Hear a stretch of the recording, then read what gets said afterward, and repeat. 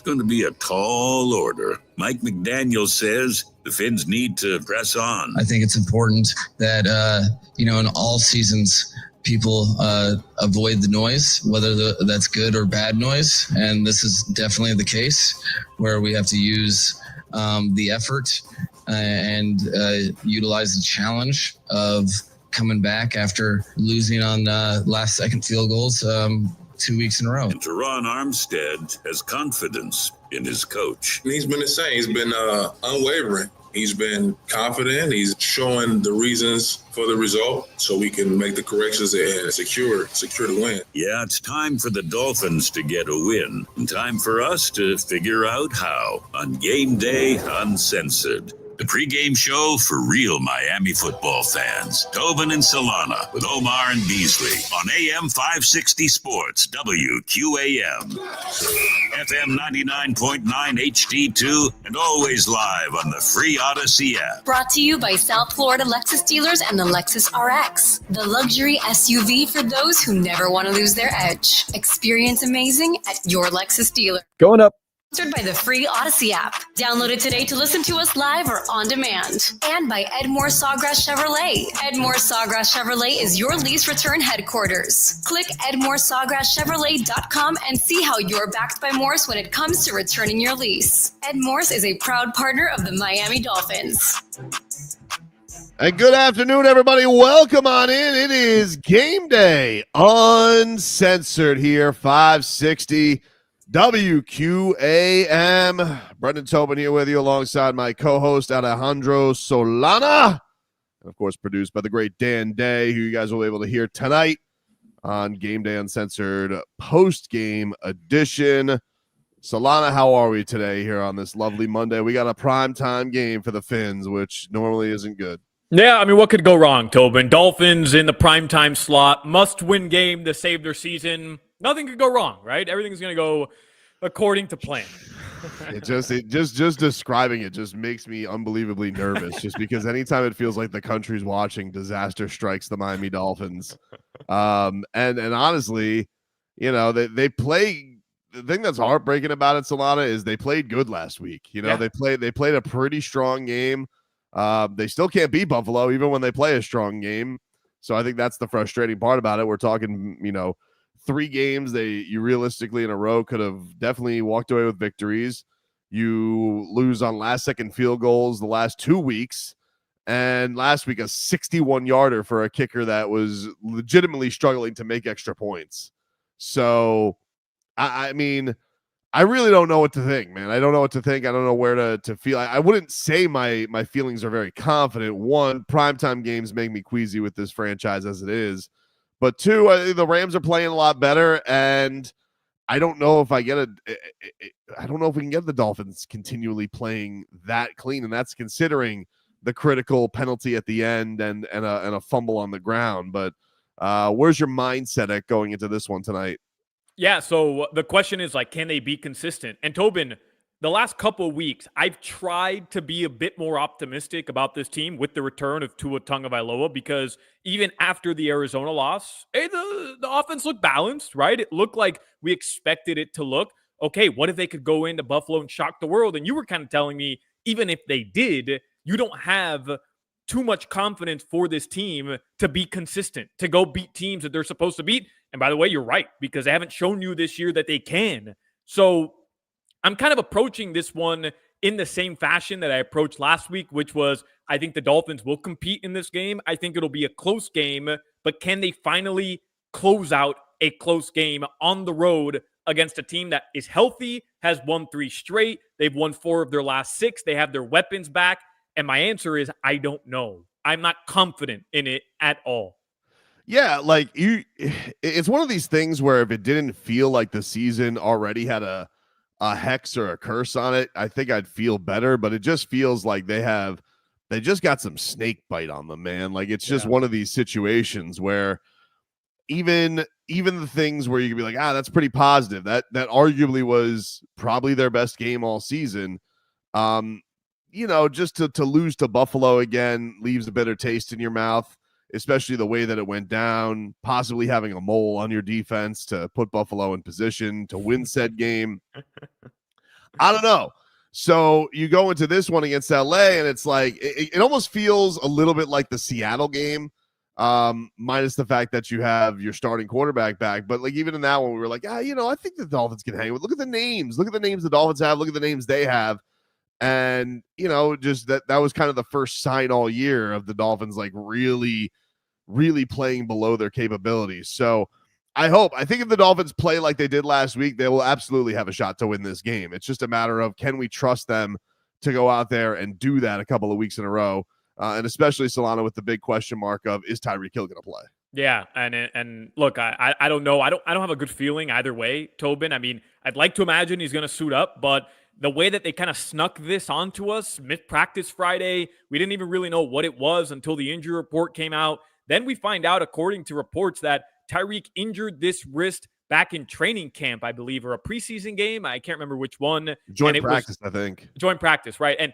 And he re-aggravated it. I mean, that's not great, but I don't know, man. Like, didn't we spend a whole year last year saying, Cheetah don't get hurt? Cheetah don't get hurt. That's what he told us, right? So I'd like to imagine, I want to be optimistic here and say he's going to suit up, but even if he does, what's that production going to look like? Is he going to be okay? If he doesn't play, I don't know how you could realistically say, okay, the Dolphins are going to go over there and light it up, right? So they're going to have to get this done defensively, and that's a tough ask when you could be without Javon Holland. You're getting Zach Sealer back, but he's wearing a visor. What's that going to look like? And your defense over the past 2 weeks. That's what it's going to look like. It's going to look amazing. Your defense over the past 2 weeks has been exposed for probably what they really were, despite looking pretty good through the first 6 or 7 weeks of the season. This has all the makings of the LA Rams continuing their really, really strong midseason performances at home on primetime, and the Dolphins season officially coming to an end with a loss today. Yeah, that's the thing is like it was nice to hear all of the optimism this week, and I think that we'll play some of it for you of the guys who were and the coach who feel in a good place, and they should. I'm not poo-pooing positive outlooks on these things, but it needs to be shown. And I think the disappointing thing with them is they have said and talked a big game this whole season. There's been this idea of, we're going to turn around. This is going to be the week we turn around. Now they don't have a choice. I mean, like if they don't turn it around here, you might as well just throw dirt on the season and start sending 3 NFC North teams to the playoffs. But I don't know, man. These days for Miami is just haven't been able to get through the stretch of it. There's always a mistake that feels like it's lurking. Yeah, and the worst part is that we were kind of talking about, okay, can they get over the hump of Buffalo this year, right, Tobin?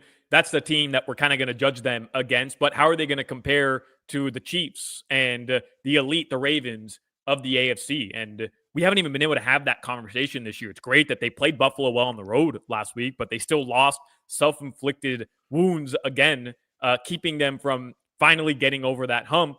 And then every other chance that they've had this year to prove to us, whether with Tua or without Tua, that they can be an elite team, that they can take care of business, win games that they're supposed to win, whether it's primetime, whether it's not primetime. Let's be honest. I mean, they've dropped the ball every single time. So I'm with you. How you said it, it's a case of we have to see it.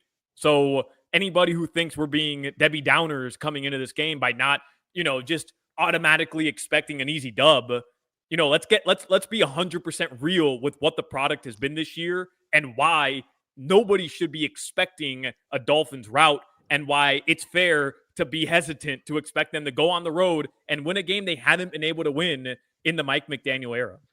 Yeah, he stinks in prime time, man. Awful. I mean, he's not good on the road. He's not good on the West Coast.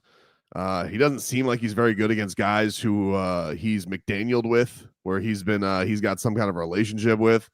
All of those things are of concern. I'll give you one little note here before we take our first break. The Dolphins have made some roster moves as we go into this game.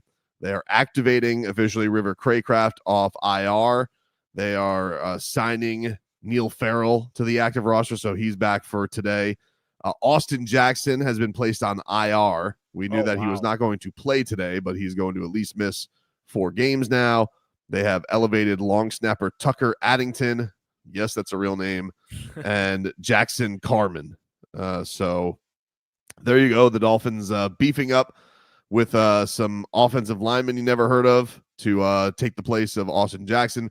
Probably going to be Kendall Lamb in his place today. Yeah. And,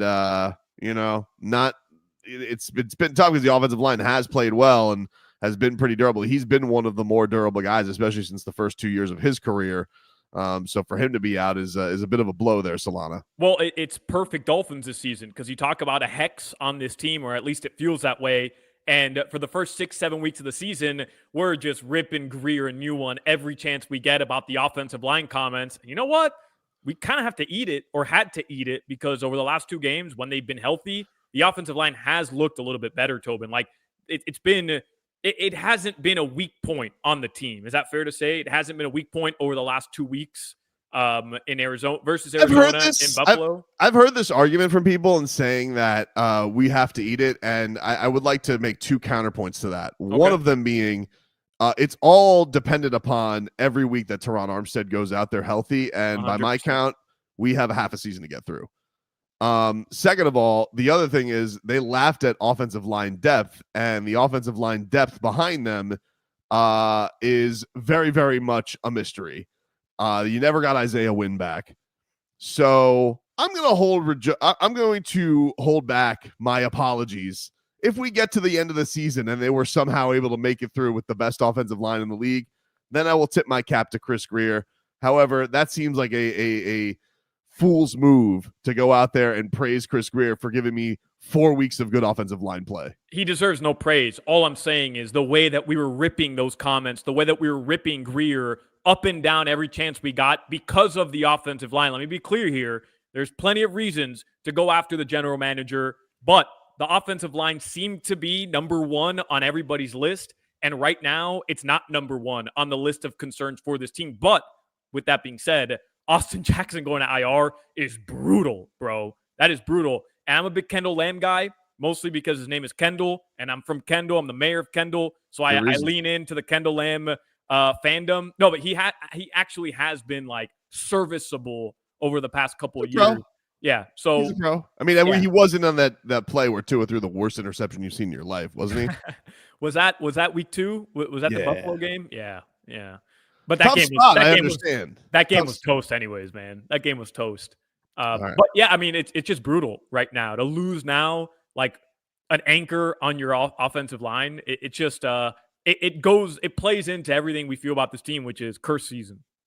It is Gameday Uncensored, which is brought to you in part by your South Florida Chevy dealers. Looking for more power, capability, and technology with Chevy trucks? You're ready for anything Chevrolet. Together, let's drive. We will get into the Miami Dolphins quiet week, because a lot was wondered about them. Were they going to be sellers? Were they going to be buyers?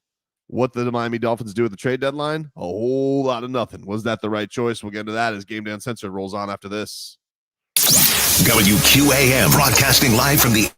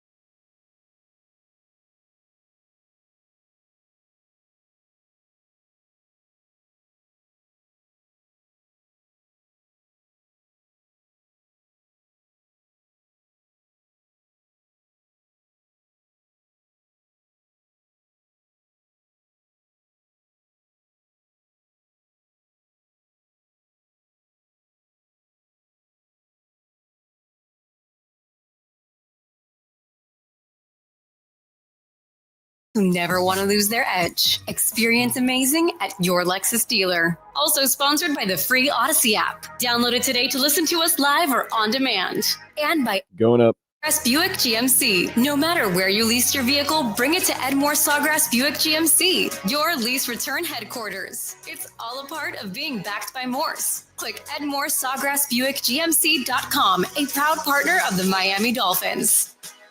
And welcome back, everybody. It is game day, uncensored here. Tobin and Solana taking you up until Monday Night Football. Miami Dolphins taking on the Los Angeles Rams on the road as the Miami Dolphins fell to the Buffalo Bills last week. Solana, just before we'll put a bow on the Bills here, the Bills game. Once again, another loss to their papa. You know, they cannot beat this team. Play good, they lose. Normally they play bad, they of course lose. Any big takeaways from that game that really stood out to you, or just frustration just because it is what it is right now? Well, I mean, frustration for sure. I think big takeaways were that the offense looked good, Tobin, right? Like Tua seems to be playing his best football right now this season, which is good news. I mean, I've been as down on Tua as a lot of people coming into this season, but you have to give him props when he deserves it. You didn't lose that game because of Tua Tagovailoa. You lost that game in large part, one, because of your defense, which we know has some glaring holes today. Hopefully, they're able to shore that up. But B, turnovers, again, like just another brutal turnover that puts you in a terrible spot.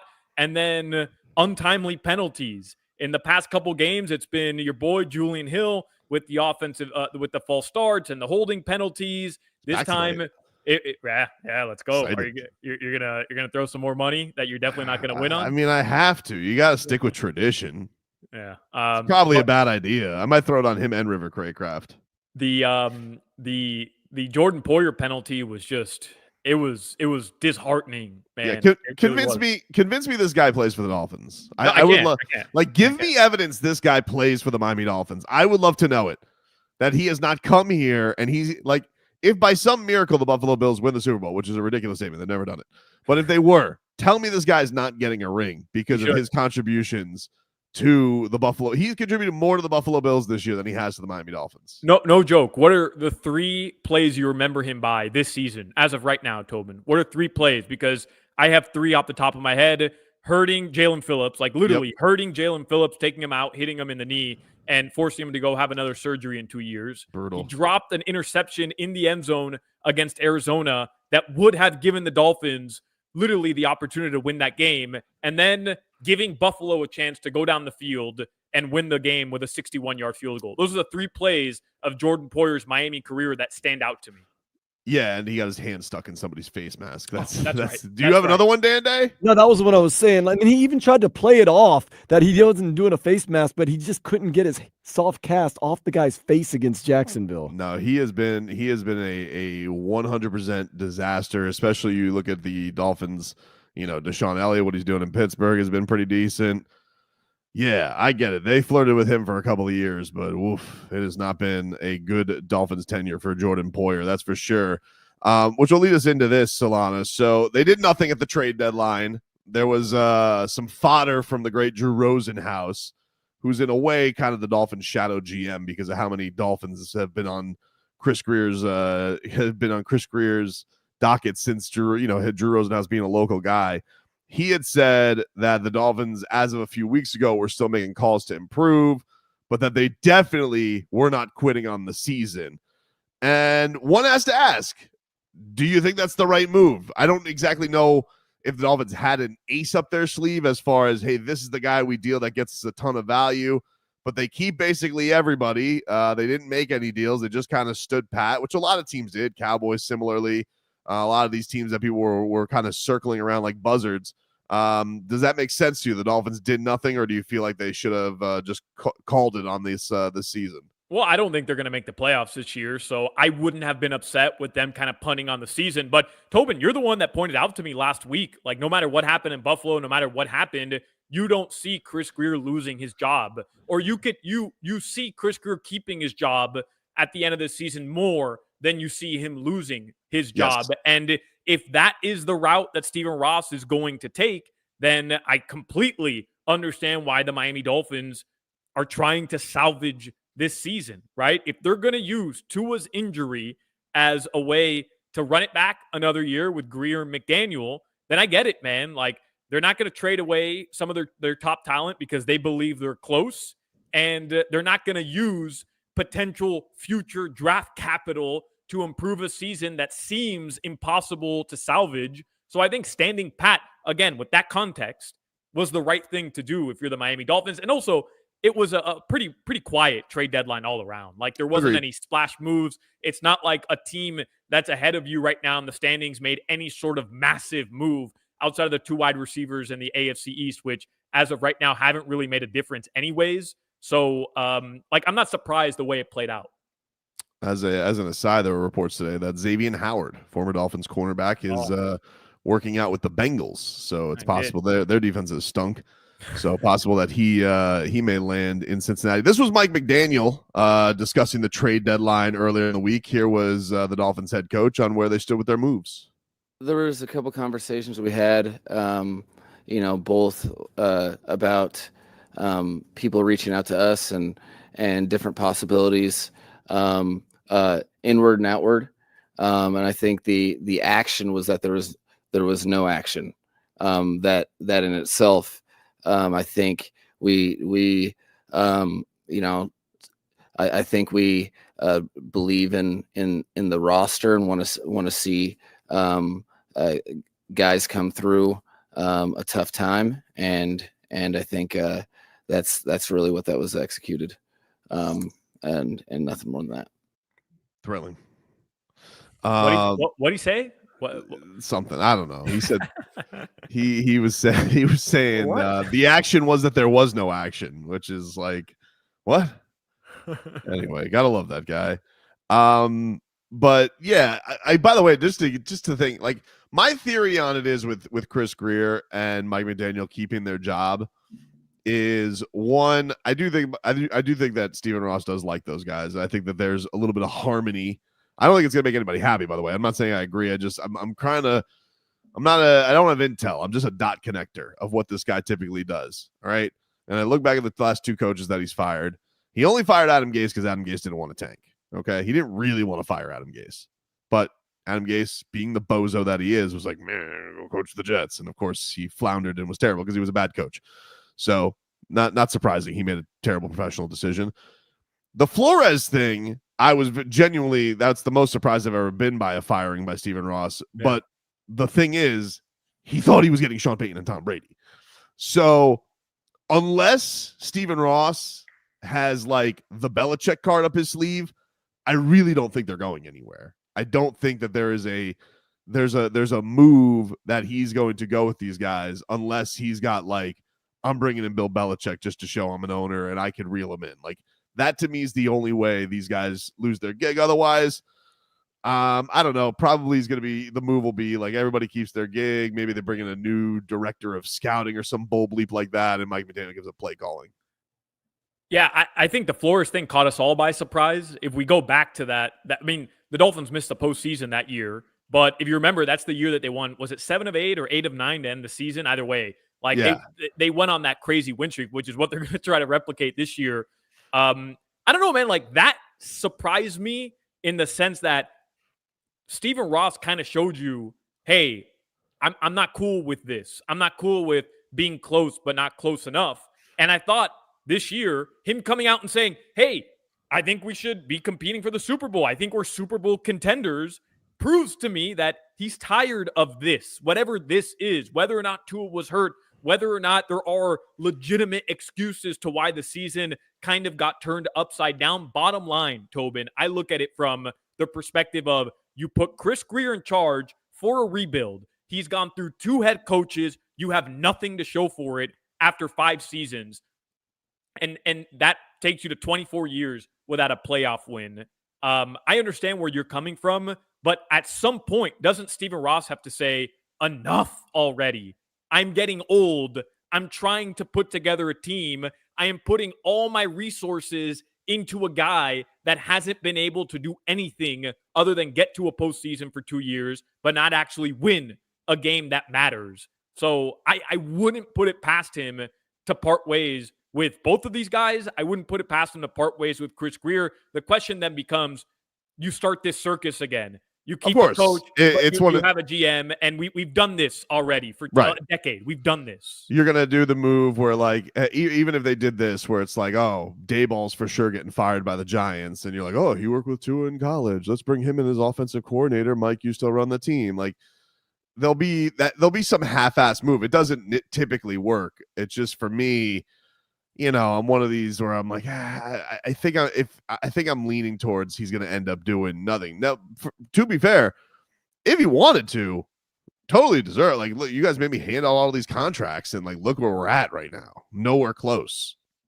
So if he wanted to, I'm not blaming Stephen Ross. I'm not going to be, but I don't think he does it unless he's got like a whoa move to throw on the table. And I think that if you look around the NFL right now, you look at the Cowboys, you look at the Giants, there's going to be a lot of people begging for those big time coaches. So I don't know. I'm not positive that this is that we're going to go that route when it comes to the future of the brass here with the Miami Dolphins. But even then, right? Like, okay, if you're using the Tua was hurt excuse, fine, right? Like, your starting quarterback is hurt. You could do that with a lot of teams. Hey, starting Patrick Mahomes goes down. How are the Chiefs going to look? Are they going to be undefeated? Obviously not. I mean, you could do that with a lot of teams. They might be undefeated. Who knows, man?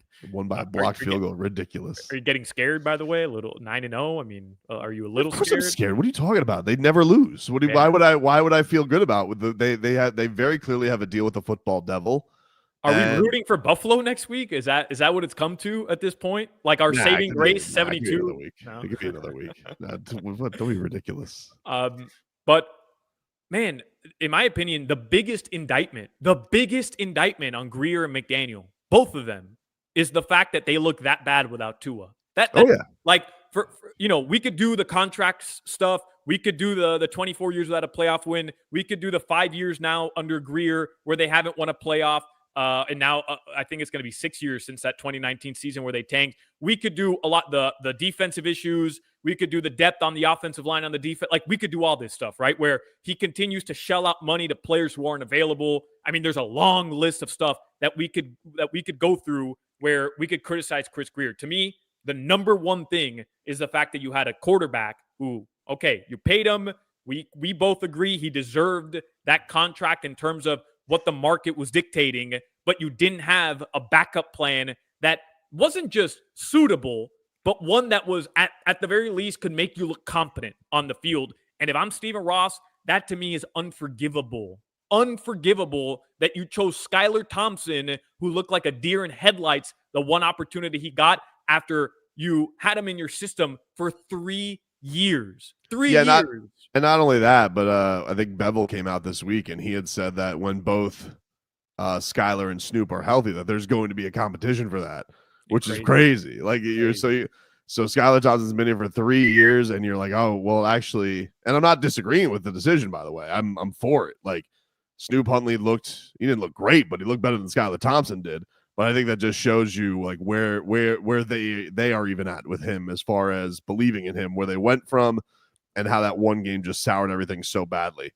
We'll take a break here on Game Day Uncensored. When we come back, we will get into some positive for the Miami Dolphins, which is a lot of reinforcements seem to be coming for the defensive side. They're going to need them because this is a hot Rams offense, big-time receivers, big-time quarterback that's starting to hum right now, and they're going to need every piece on that defensive side of the football. Game Day Uncensored rolls on right after this. Text WQAM on the Kendall Toyota text line.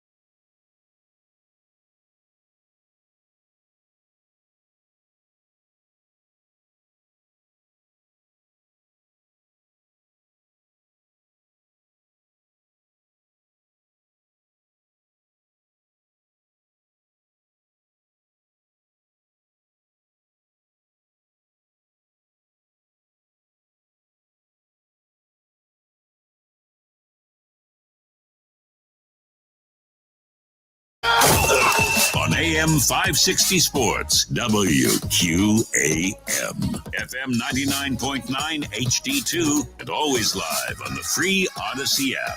Brought to you by South Florida Lexus dealers and the Lexus RX, the luxury SUV for those who never want to lose their edge. Experience amazing at your... Sponsored by the free Odyssey app. Download it today to listen to us live or on demand. And by Edmore Sawgrass Chevrolet. Edmore Sawgrass Chevrolet is your lease return headquarters. Click EdmoreSawgrassChevrolet.com and see how you're backed by Morse when it comes to returning your lease. Ed Morse is a proud partner of the Miami Dolphins. And welcome back, everybody. It is game day, uncensored here, 560 WQAM. Take you guys up until this kickoff from SoFi Stadium. Adam Beasley will join us next hour from Pro Football Network. We will talk to the Miami Herald's Omar Kelly coming up around 7 today. And we have lots to dive into from this game. We are watching a lot of things health-wise, mostly the health of Tyreek Hill. There's been a lot of national reports that seem to lean towards him playing Solana, but definitely something to keep your eye on if you're a fantasy player. Maybe you're not as bullish on Tyreek. Not that his numbers have been fantastic anyway. But still, he is the cheetah. He's always capable of doing crazy things, but we are keeping an eye on that. If you guys are unaware, Austin Jackson, he is out tonight. Dolphins have placed him on IR. They have elevated River Craycraft, so they are getting the White Rabbit back on the field today. So that's exciting. And Zach Sealer will be making his return with a visor, Solana. Yeah, that is River Craycraft excites me, man. He dealt what was Tua calling him all week? The Great White Hope. The Great White Hope. Yeah. So I don't know like what realistically we should expect, but let's say Tyreek can't go tonight, or he does, but he's at, I don't know, 60, 70% Tobin. You can't rely on Odell Beckham Jr.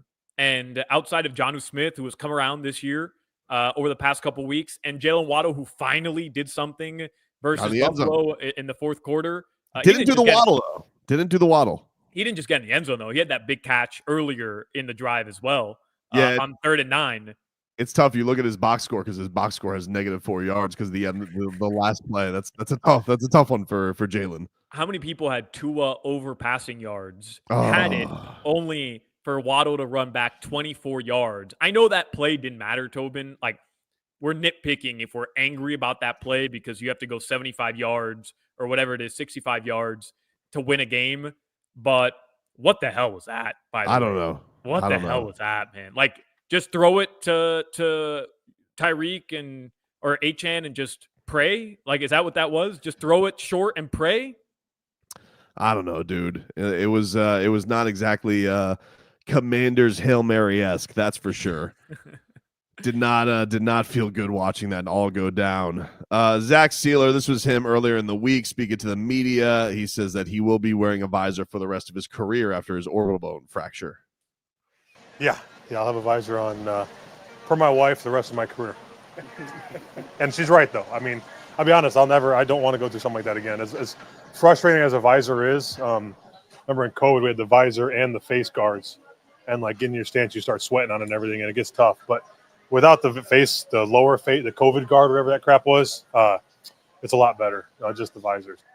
It's going to be great to have Zach Sealer back, and I do think he'll look even more menacing with the visor on. Yeah, visor is always a badass look, no doubt, always a badass look. But like, he's healthy, right? He's healthy, other than just his eye, right? He's healthy, so I don't expect this to slow him down unless somebody's got sneaky fingers. I don't know. Well, just keep Jordan Poyer away from the defensive line. I feel good about it. I'm pretty sure it was Eichenberg. I was like listening to this week. We don't have to play the cuts, but I was like, he was like, somebody was asking him like, "Oh, what happened, Zach?" And he goes, "I don't know what happened." And I'm like, "All right, sure you don't, dude." So they don't want to throw Eichenberg under the bus? Is that it? Of course not, dude. Of course not. Like, it was a classic ignorance cover-up. That's what that seemed like to me. I don't know. Dolphins have a new long snapper. Long snappers have been in the news because Deebo Samuel tried to strangle former Dolphins long snapper Tabor Pepper. See that? Yeah, I did see that. I did. Yeah. I felt bad for Tabor Pepper. He was just sticking up for his kicker. I can't imagine that's a great look for Debo to go and put hands on their long snapper. But that being said, you're a long snapper. Maybe he wasn't talking to you. He was talking to the kicker. So yeah, but special teams, man, like they cape up for each other. That's what he was doing. He was standing up for his boy, who ended up winning the game. That's what makes it such a bad look. Like, you were frustrated. I get it. So you're talking bleep to your kicker for missing 3 field goals. I get it, dude. Like, I get it. But for that guy to go and end up winning the game, and you try to put hands on him, that's a phony ass look by Debo Samuel. It was tough. The kid, but long snappers have been too much in the news. The Dolphins have had to do this do-si-do with long snappers because their long snapper missed a game, but they put him on IR, and he's been back with the team, but he can't play till next week. Very strange. So the Dolphins have brought up Tucker Addington as their long snapper, and Solana. Let me just tell you, this man's Wikipedia is incredible. Is it? Addington is an alumnus of the Texas Long Snapping Organization, and while attending, he posted the fastest snap speed of any player there, 0.65 seconds. He was later inducted into their Hall of Honor. I mean, what? Long snapping? Like, they have a chamber of commerce for long snappers? They unionized? What the hell went on here with the long snappers? I don't understand. I don't know. Well, Tobin, last week, we spent a good portion of Game Day Uncensored questioning whether long snapping is important. Like, can't Aaron Brewer just long snap? Can't Julian Hill, somebody who plays on the offensive line, just spend a week learning how to long snap, right? All they're doing is snapping a football. Aaron Brewer does it. He's your center. And we questioned the validity of the actual position. So I went out and I tried to find somebody who could explain to me if long snapping is important. Now, I spoke with Twan Russell. Twan Russell played with the Miami Hurricanes and the Miami Dolphins. He played a lot on special teams. And he came on Hawk and Crowder. And I asked him flat out, can't anybody just long snap? And he called me an idiot. So why? See, I'm getting called an idiot too by Leroy about this, and I got to be honest with you, he's not giving me one good counter argument to it, because his only argument for it is nobody ever specializes, which is not true anymore, because there's a lot of people coming out of college as long snappers because everything's specialized. I mean, hell, they only take punters from one country now, Australia. Go look, they've completely cornered the market on punting. So I don't understand. This feels like one of those things like umpires. Robots could clearly do a better job at this, yet umpires are still sticking around. I don't understand the need for this, but this just goes to how weird this Dolphins season is, because I haven't really thought of this being a big problem because it used to be John Denny. John Denny never missed a game, and he just snapped. That's what he did. For 20 years, John Denny would sit there and he would snap. And I never thought about the need of long snappers because there was never any worry with long snappers. But the Dolphins have done this thing now with the long snapper roster. They did this on opening day, where they cut the long snapper for a day and then he was back.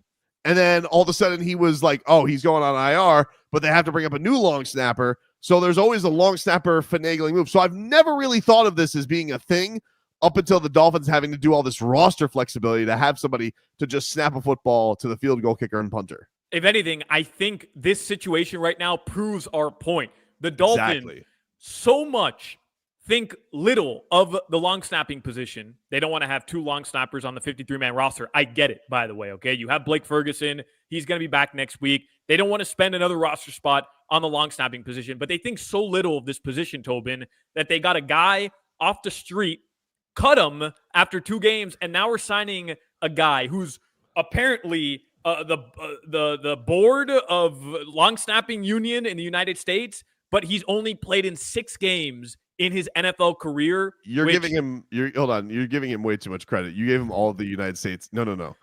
It was just the Texas long snapping organization. He had a Texas record. He's been in the NFL since 2020. He went undrafted in 2020. He's played in 6 games. 6 games, and that is who we're signing off the field. A guy who's played in 6 games to come long snap for our punter and to come long snap for our kicker. And you're telling me Aaron Brewer couldn't have just taken a couple practice snaps throughout the week and gotten ready to do a couple extra things on the football field? 7-8 times, if that, today? Get out of here with this nonsense. It's just crazy. You know, they always used to say, like, if you wanted your kids to play baseball, teach them how to catch because nobody wants to do it. Apparently, teach your kids how to snap, and they're always going to have a job. Like, there's someone around there is going to need somebody to long snap around somewhere. Yeah, I don't know. I found this to be a wild thing for the Miami Dolphins. Some other injuries that we got to look out for, Solana. It seems like Kader Kohu is going to be making his return. He's been dealing with a neck injury. That's a big pickup. Cam Smith, who, you know, it's kind of been touch and go with him out so far this year. It's good to see him get some action, but certainly hasn't been great. But he apparently went down with what was dubbed a very scary looking knee injury, but he apparently was fine at practice. And yeah, because like all the tweets came out from the reporters, like, Cam Smith headed back to the training room, really bad knee injury, but then he was fine a couple minutes later. Seemed like he was okay. That's good. Yeah, because I was like, oh geez, you know, more just more salt in the wound for the Dolphins.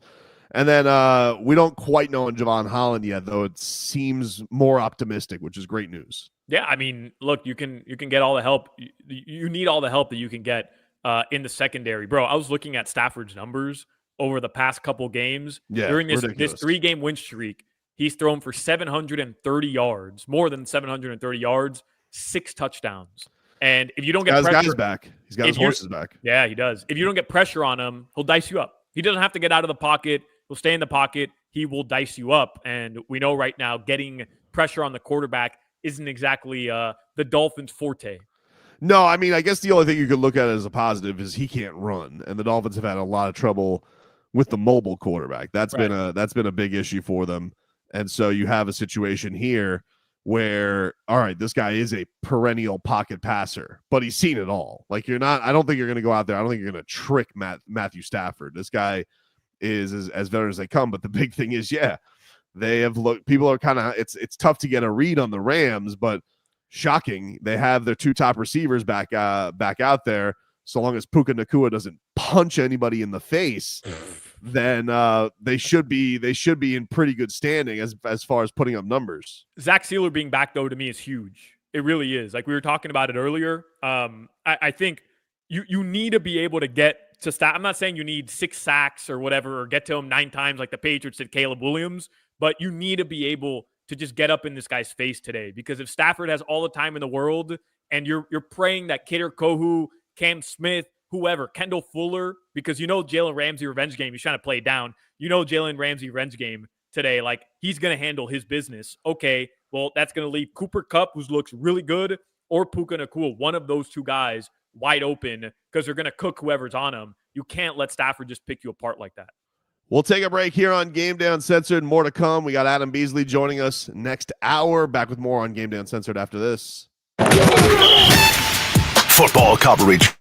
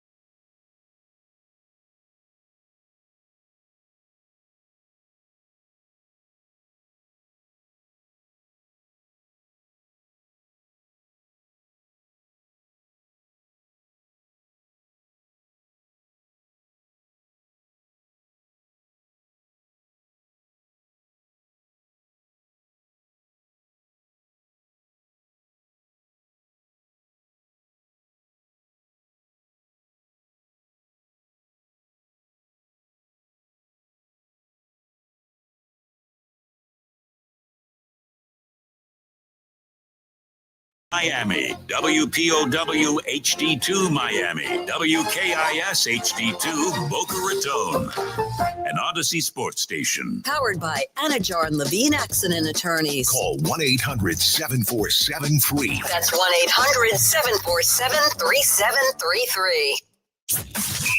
It's another Game Day Uncensored. The struggle is real for the Dolphins. They haven't won in more than a month, and tonight they've traveled 3,000 miles to L.A. to play in front of a national TV audience versus the Rams. It's going to be a tall order. Mike McDaniel says the Fins need to press on. I think it's important that, in all seasons, people avoid the noise, whether that's good or bad noise. And this is definitely the case where we have to use the effort and utilize the challenge of coming back after losing on last second field goals 2 weeks in a row. And Teron Armstead has confidence in his coach. He's been the same. He's been unwavering. He's been confident. He's showing the reasons for the result so we can make the corrections and secure the win. Yeah, it's time for the Dolphins to get a win. And time for us to figure out how on Game Day Uncensored. The pregame show for real Miami football fans. Tobin and Solana with Omar and Beasley on AM 560 Sports, WQAM. FM 99.9 HD2, and always live on the free Odyssey app. Brought to you by South Florida Lexus dealers and the Lexus RX, the luxury SUV for those who never want to lose their edge. Experience amazing at your Lexus dealer. Also sponsored by the free Odyssey app. Download it today to listen to us live or on demand. And by Edmore Sawgrass Chevrolet. Edmore Sawgrass Chevrolet is your lease return headquarters. Click EdmoreSawgrassChevrolet.com and see how you're backed by Morse when it comes to returning your lease. Ed Morse is a proud partner of the Miami Dolphins. And welcome back, everybody. It's Game Day Uncensored here on 560 WQAM. Brendan Tobin here with you alongside my co-host Alejandro Solana as we get you ready for Monday Night Football, Dolphins and Rams to wrap up Week 10 of the NFL season. Dan Day producing our program here today. You can hear Dan later on today. What is the run time today for you, Dan Day, for people to tune in and vent their probably frustrations, but maybe celebrate? Hey, it's going to be a celebratory time of 11:30 p.m. to 1:30 a.m. There you go. All right, so if you guys want to tune in, Dan Day, you can see him, listen to him on the Odyssey app, AUDACY, free in your app store, or on YouTube and Twitch, Miami 560 WQAM. We will hear from Adam Beasley later on this hour as we wind down. We are on Tyreek Hill watch. We should get that answer probably sometime next hour officially, although things have been leaning positive. And speaking of positive, Solana, Mike McDaniel this week, he was asked about the Dolphins team, and he says that they feel like they're improving and kind of gave a message of optimism for Dolph fans. You want to hear out the Dolphins coach on why we should be in a good mood? Yeah, sure.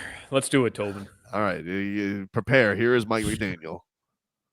I understand the question. It's very valid. I think from my vantage point, I'm responsible for all things. I'm also the guy that the players lean on for football expertise and talking to them about their game and staying true to the most vital thing that I know to be true in any season is that, there's sometimes there's false hope where you're saying you're close or you're saying,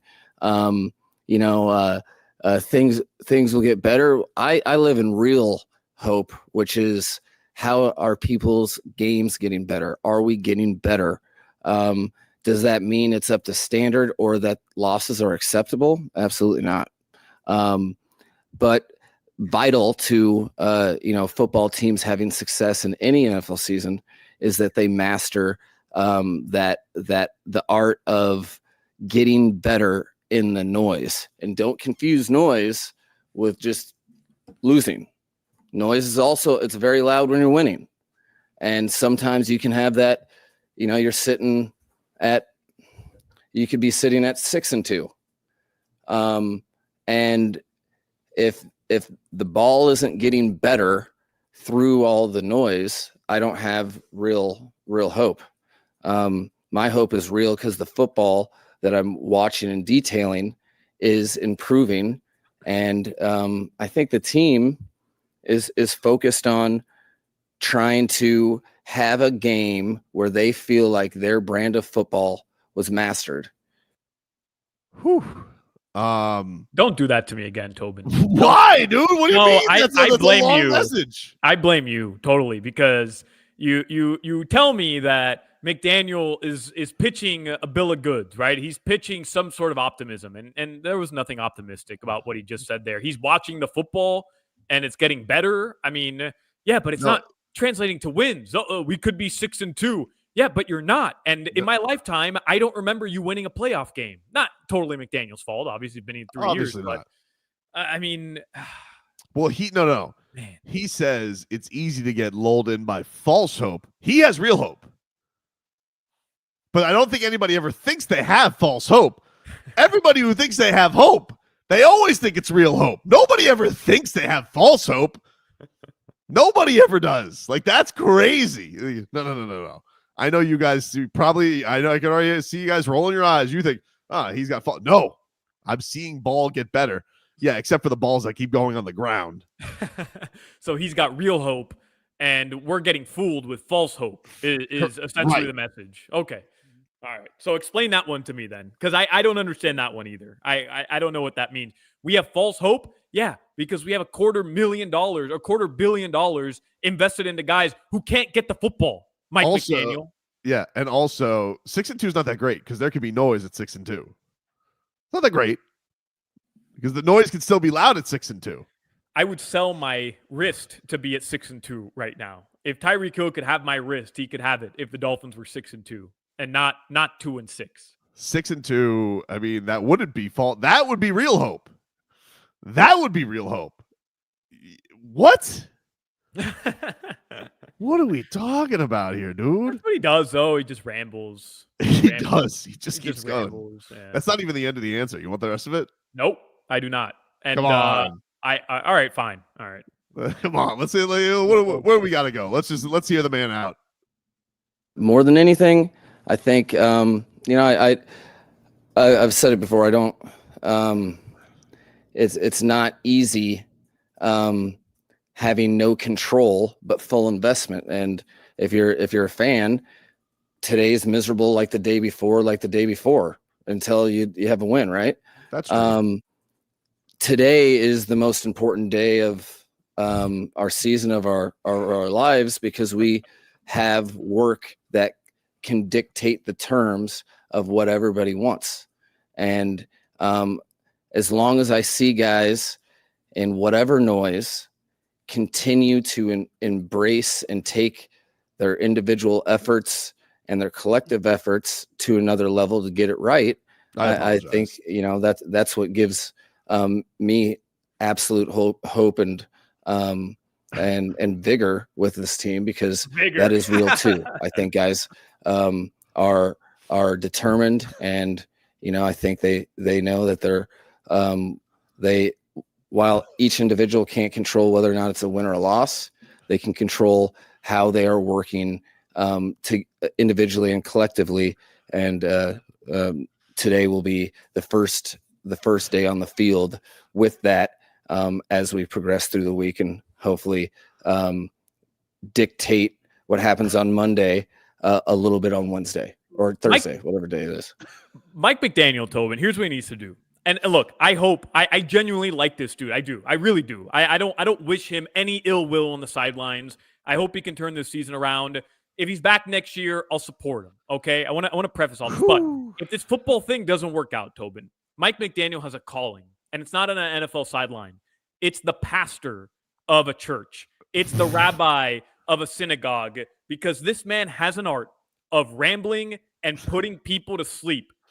And he would nail it at sermons, because that's everybody's time to just go to bed when take a quick little nap at church or at synagogue, whatever faith it is that you practice. This man has an art, because he's dropping vigor. He's just using words. That's it. He's just using words. All of them. All of the words.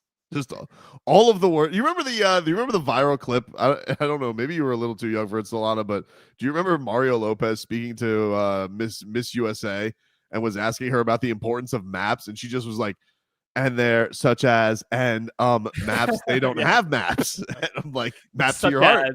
I'm just like, what? Like that's, oh man, he is something. Well, sure, Sean McVay's like, who do we got tonight? Oh, the word guy. Yeah, I remember him from Washington. Wouldn't shut up. We this is our fault though, because if you remember, Brian Flores gets fired, and all of a sudden there was a darling on Dolphins social media, and it was clips like this of the quirky head coach and the guy who's a little out there, but he's really smart, graduated from Yale, and everybody bought into it. This is our fault. This is what we get because it's fun when you're winning. It's fun. And it's funny to sit through something like that when you're coming off a 70-point burger over Denver. Miss it. But when you're 2-6 on the brink of the biggest disappointing season in the Dolphins' history in at least the last 15, 20 years, it sucks. It's annoying at this point. We'll take a break. We'll get more into this Rams matchup. Your keys to the game going into Monday Night Football. A Rams team that is getting healthier, a Dolphins team that has some questions around it.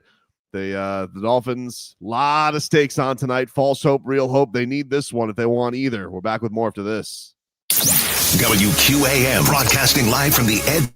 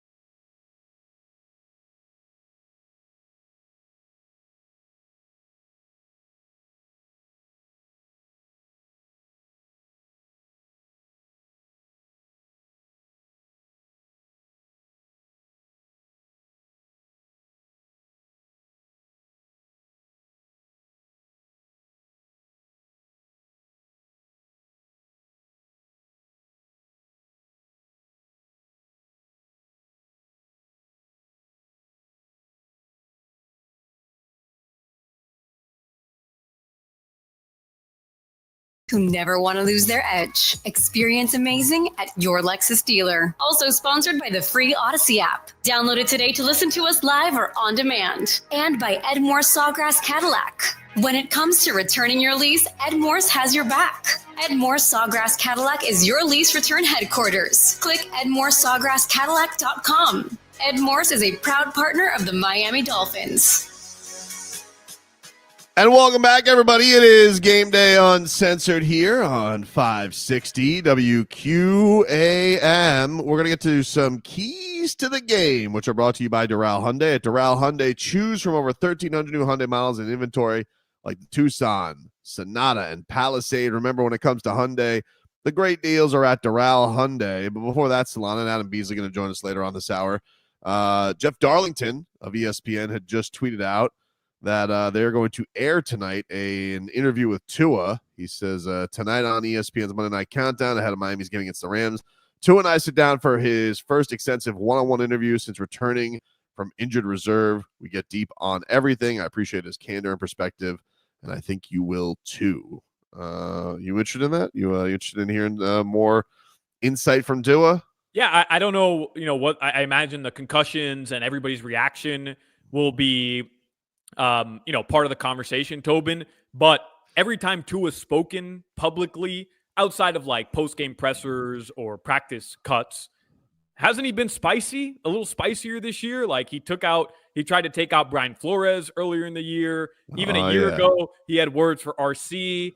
I just feel like this is who he is now. Like he got paid. He's confident despite how the season has gone. I imagine we'll get a little more show fodder as well from Tua Tagovailoa.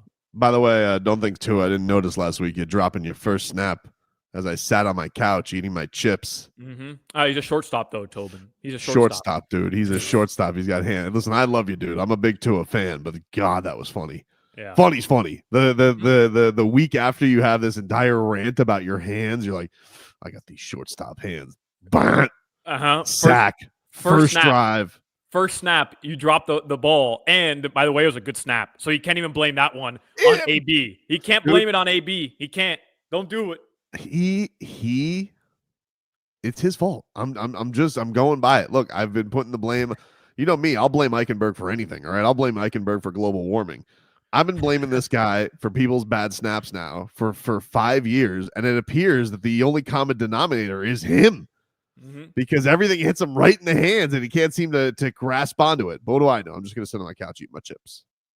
I hope somebody put in the chat, Tobin. They said, not interested in a Tua video. Every time they do a piece on the Dolphins for a primetime game, we lose. Hey, it's not just whenever they do a video. It's every time the Dolphins are on primetime. Something goes catastrophically. They don't win on primetime. No, they don't win on primetime. Their primetime struggles are long.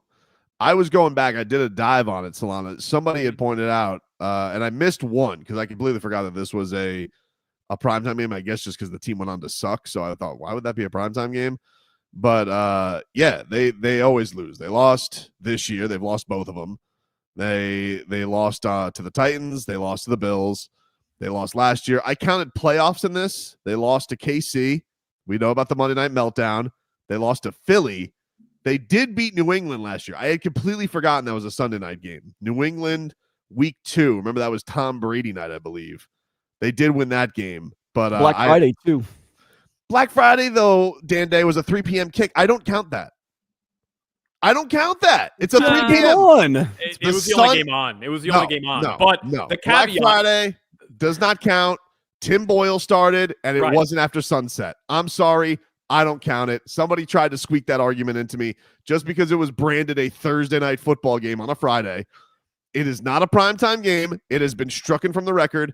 It is not a primetime game. I'm sorry. If they would have played it at 6, I would have allowed it. If they would have played it at 7, I would have allowed it.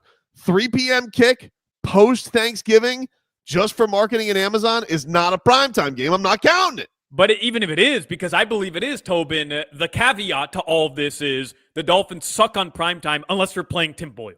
And unless they're playing Tim Boyle, they can't win a primetime game. And guess what? Tim Boyle's not running through that locker room with blue and gold on his helmet today. It's a guy who's won a damn Super Bowl. All right, so it's not looking good. It's just not. They lost in 2022. They lost to the Buffalo Bills and Rams on back-to-back weeks. They won against Pittsburgh. That was Tua's return. Noah Igbenogany. Yeah, the Noah Igbenogany game, baby.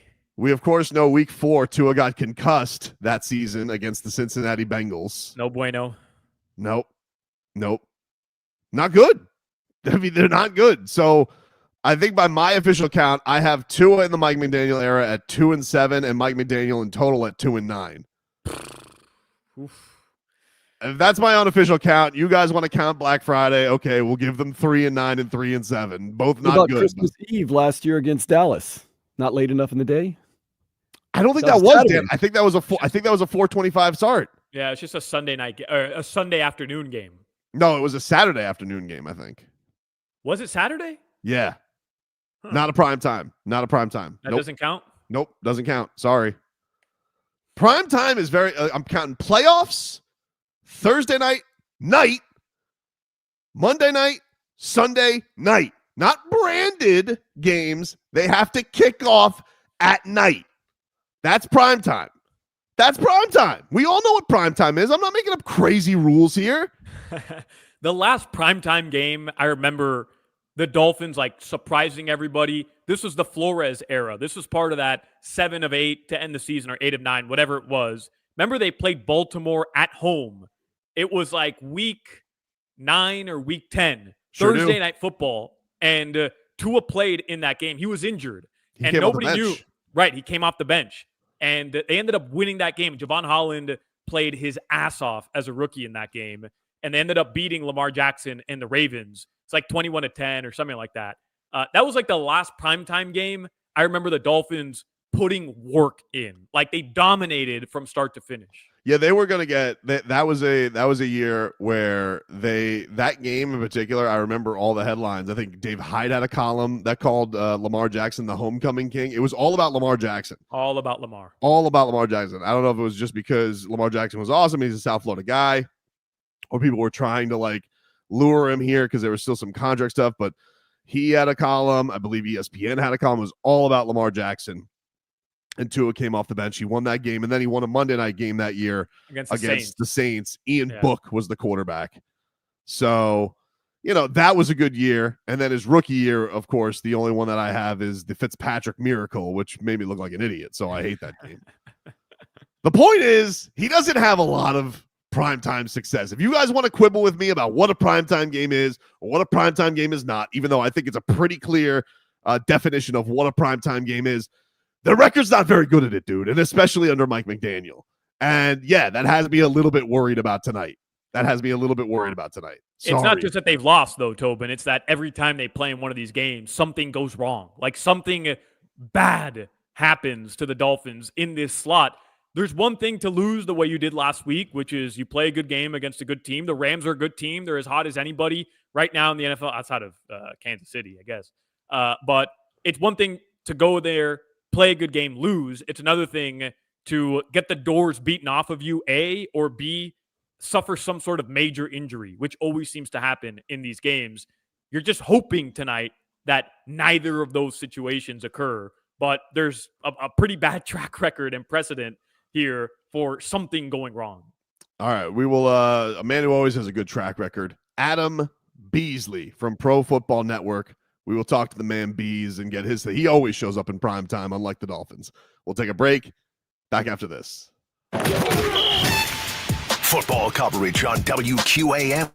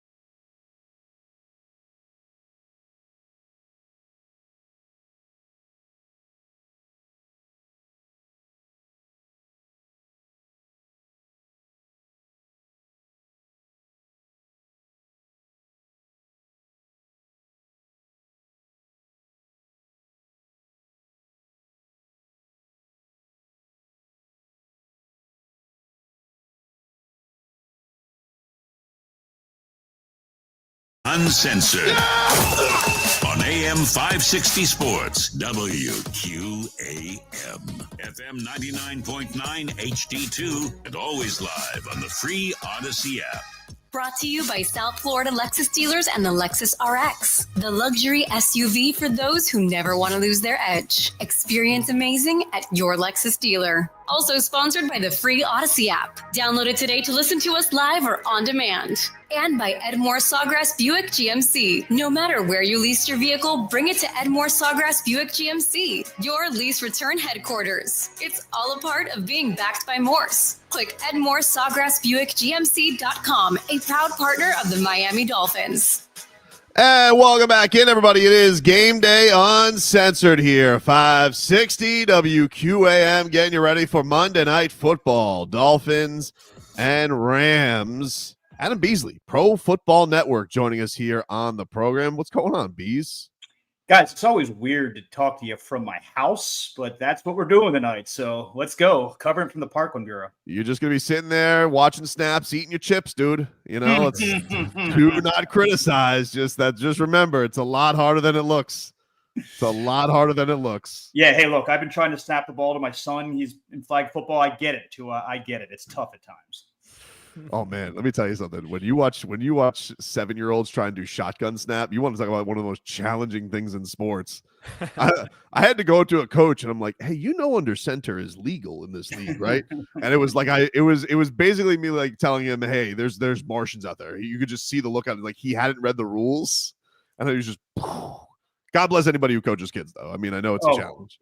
I've asked every year, and every year I laugh. There's zero chance I'm doing that. Yeah, same, dude. All right, so this matchup this week, what do you make of this? I think the Dolphins played pretty well last week, still not good enough. But this Rams team, they got weapons, they got a veteran quarterback, they got a championship head coach. I don't think this is an easy one, Bees. On the road, this has not been this is not one I feel very confident in, even though this kind of feels like the season's on the line tonight. Yeah, you shouldn't be confident at all. I mean, they have a long history of disappointing in critical games on national television, particularly in prime time. Look, I think they have 1, 2, maybe 2 since McDaniel took over wins in prime time on the road. And I think one of those was the New England Patriots last year. Yeah. So, yeah, there's not a lot of – if you're a bettor who goes by the trends, hammer the Rams for sure, because you're not seeing a lot of historical precedents for the Dolphins winning. All that being said, I think you're going to see them give their best and perhaps last big punch tonight. We're all on, Tyreek Hill watch, wondering to see if he's going to be active or not. We'll find out in a little bit over an hour. But my guess is he will play, because if he doesn't and they lose, you probably won't see him and a lot of other players again this season. And that's not even hyperbole. Like any of these veterans that are dealing with injuries or need surgery, like it sounds like Tyreek might at some point, you're 2-7, you're playing out the string. It might be time to turn the page to 2025. And so, yeah, there is a ton on the line tonight. I think, McDaniel's feeling the heat. I think these players are feeling a little bit of the heat. We'll see how they respond. If they play well, there's no reason they can't win this game. The Rams, you look at the Dolphins with Tua. I kind of throw out the Dolphins without Tua because that's not a fair representation of what we're going to see. The Dolphins with Tua, B plus, maybe even A minus offense, right? 54 points the last 2, 74 the last 3 full games he's been in. Offense finally seems to be able to run the ball and throw the ball. I like their chances there, but for the third straight week, you're facing a quarterback that has the potential of beating you in the last minute. And certainly Matt Stafford isn't a spring chicken anymore, but we saw Kyler Murray, who's well on his way to a Pro Bowl, maybe an All-Pro or, potential MVP candidacy season. Josh Allen, who right now might be the best player in the world. Stafford isn't quite at that level, but he still is pretty darn good. And so, yeah, this will test them completely. And if they win, I think they can feel great about themselves going into the next 2 games, which are imminently winnable. Bees, when I'm thinking of a way the Dolphins are going to win this game, I mean, last week we saw balanced offensive attack, and it worked, right? Like they put up enough points to beat Buffalo. Obviously, a fumble got in the way, and whatever. It is what it is. But, man, the Rams can't run the football. They're 31st in the NFL at running the football. And I know the Dolphins technically have a top 5 pass defense or a top 10 pass defense. I didn't check the numbers this week, but technically they do. We know that there's glaring holes in the secondary. But man, the Rams secondary isn't very good either. They're 30th in the NFL in passing defense. So like what is the strategy tonight? Is it approach this game the way you did the last two, which is a balanced attack, try to move the football on the ground, get Achane out in space, hopefully Tyreek's available? Or do the Dolphins just say, we're throwing everything at them. We got to put up as many points as possible and let Tua throw the ball 35, 40 times? Yeah, no, I mean, if they think their best way to score points is to let the Tua throw the ball 35, 40 times, yes. And yeah, that Rams pass defense, to your point, is terrible. 7.8 yards per attempt allowed, one of the worst pass defenses in football. So I think that's going to be a big part of it.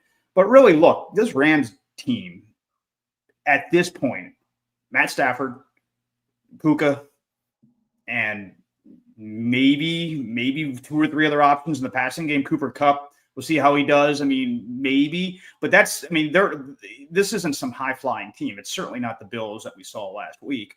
I think they just stick to what they've been doing well and just don't have Raheem Mostert put the ball on the ground, right? I mean, you don't. They are pretty good in the last 4 weeks in games that they haven't fumbled. Okay, so just don't fumble, and Tua right now is playing. I don't think we have appreciated enough since he's been back. He's playing at a really high level, and it goes beyond the advanced stats. The things that he does well, when the pocket is clean, I think he's 80% completions in his return. And when there's a clean pocket, I think there's real chance for the Rams don't have we'll see the right tackle situation with Kendall Lamb and no Austin Jackson. But, I think there's a real chance the Dolphins can have one of their best games of the season on offense if they're able to survive the landmines. And that's really the story of the season, aside from Tua getting hurt, is these horrendous self-inflicted wounds. They're not good enough. Like the last couple of years, they could pick up 3rd and 13s, right? And they could come back.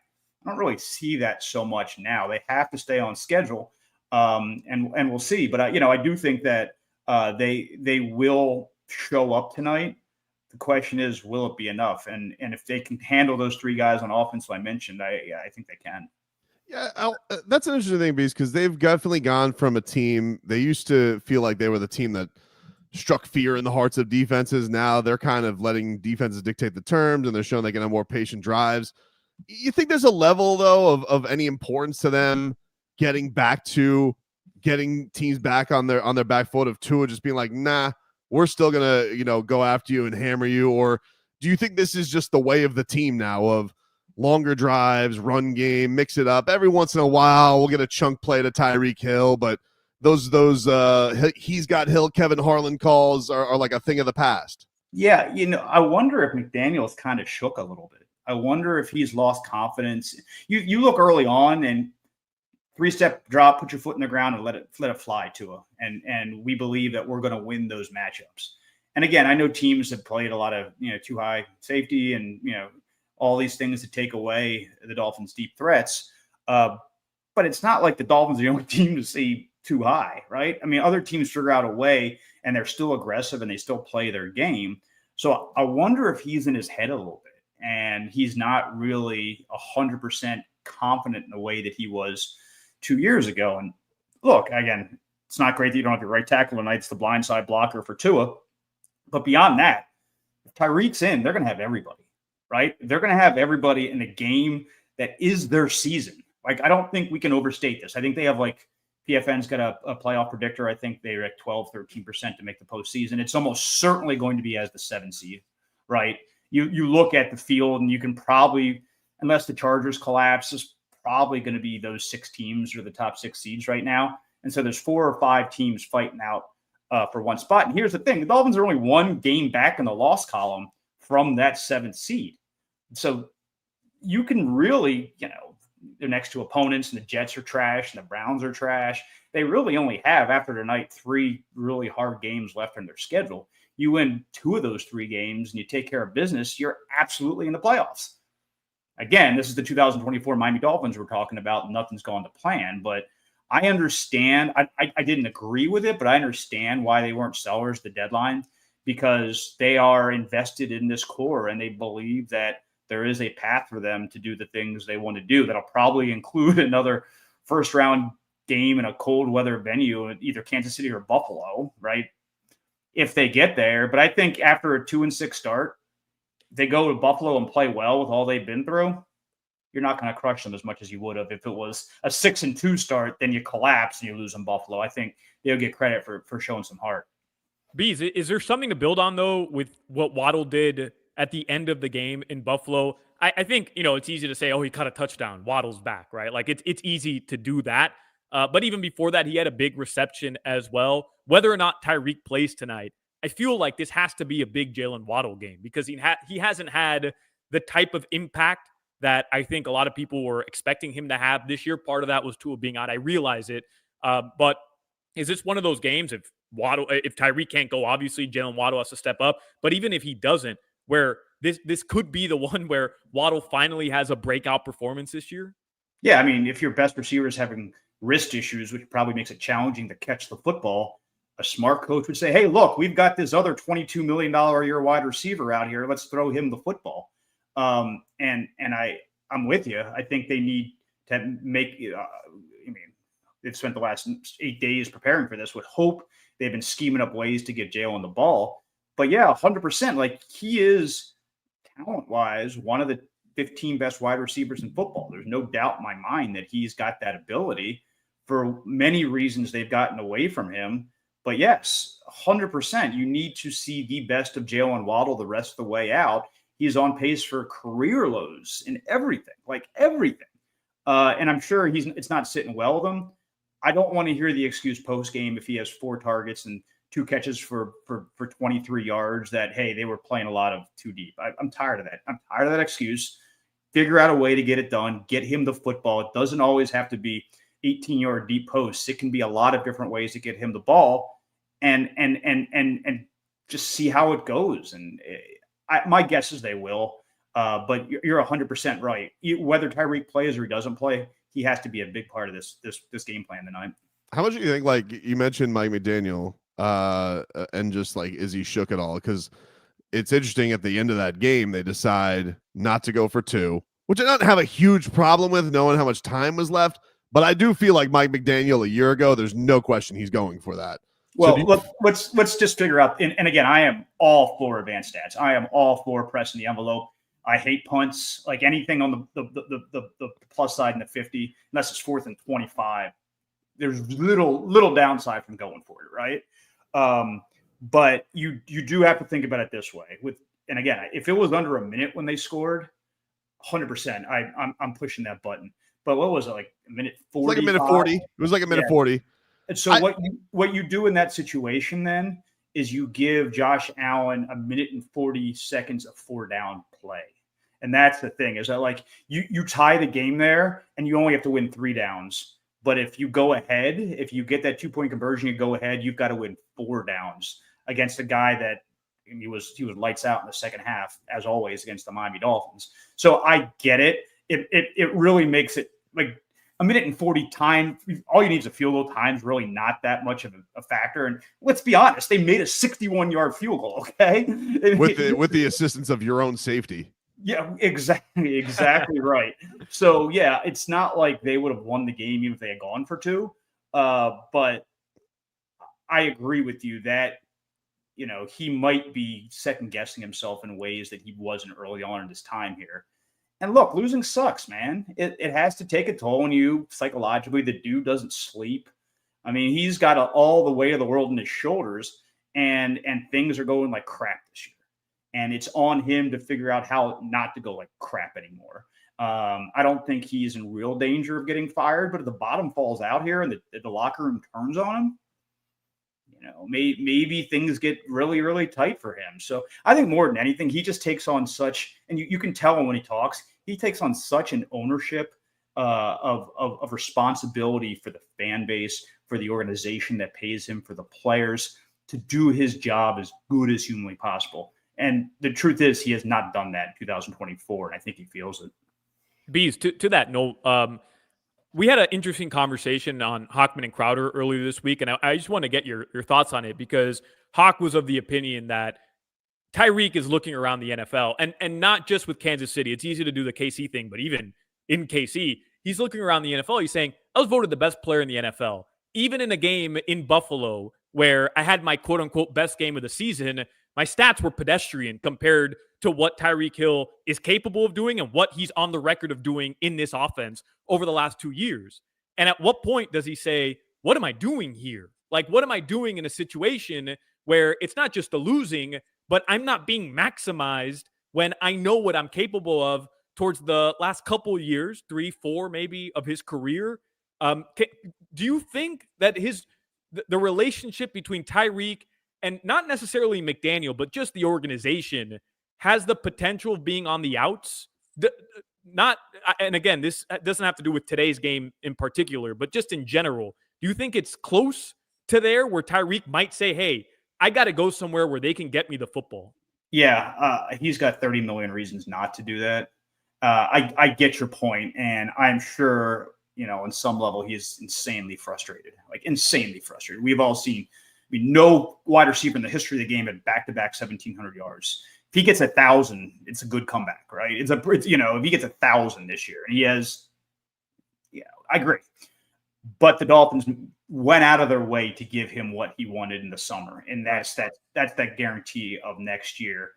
I'm not saying winning's not important. It's hugely important to him, but it's not the only motivation for Tyreek Hill. He really loves living in South Florida.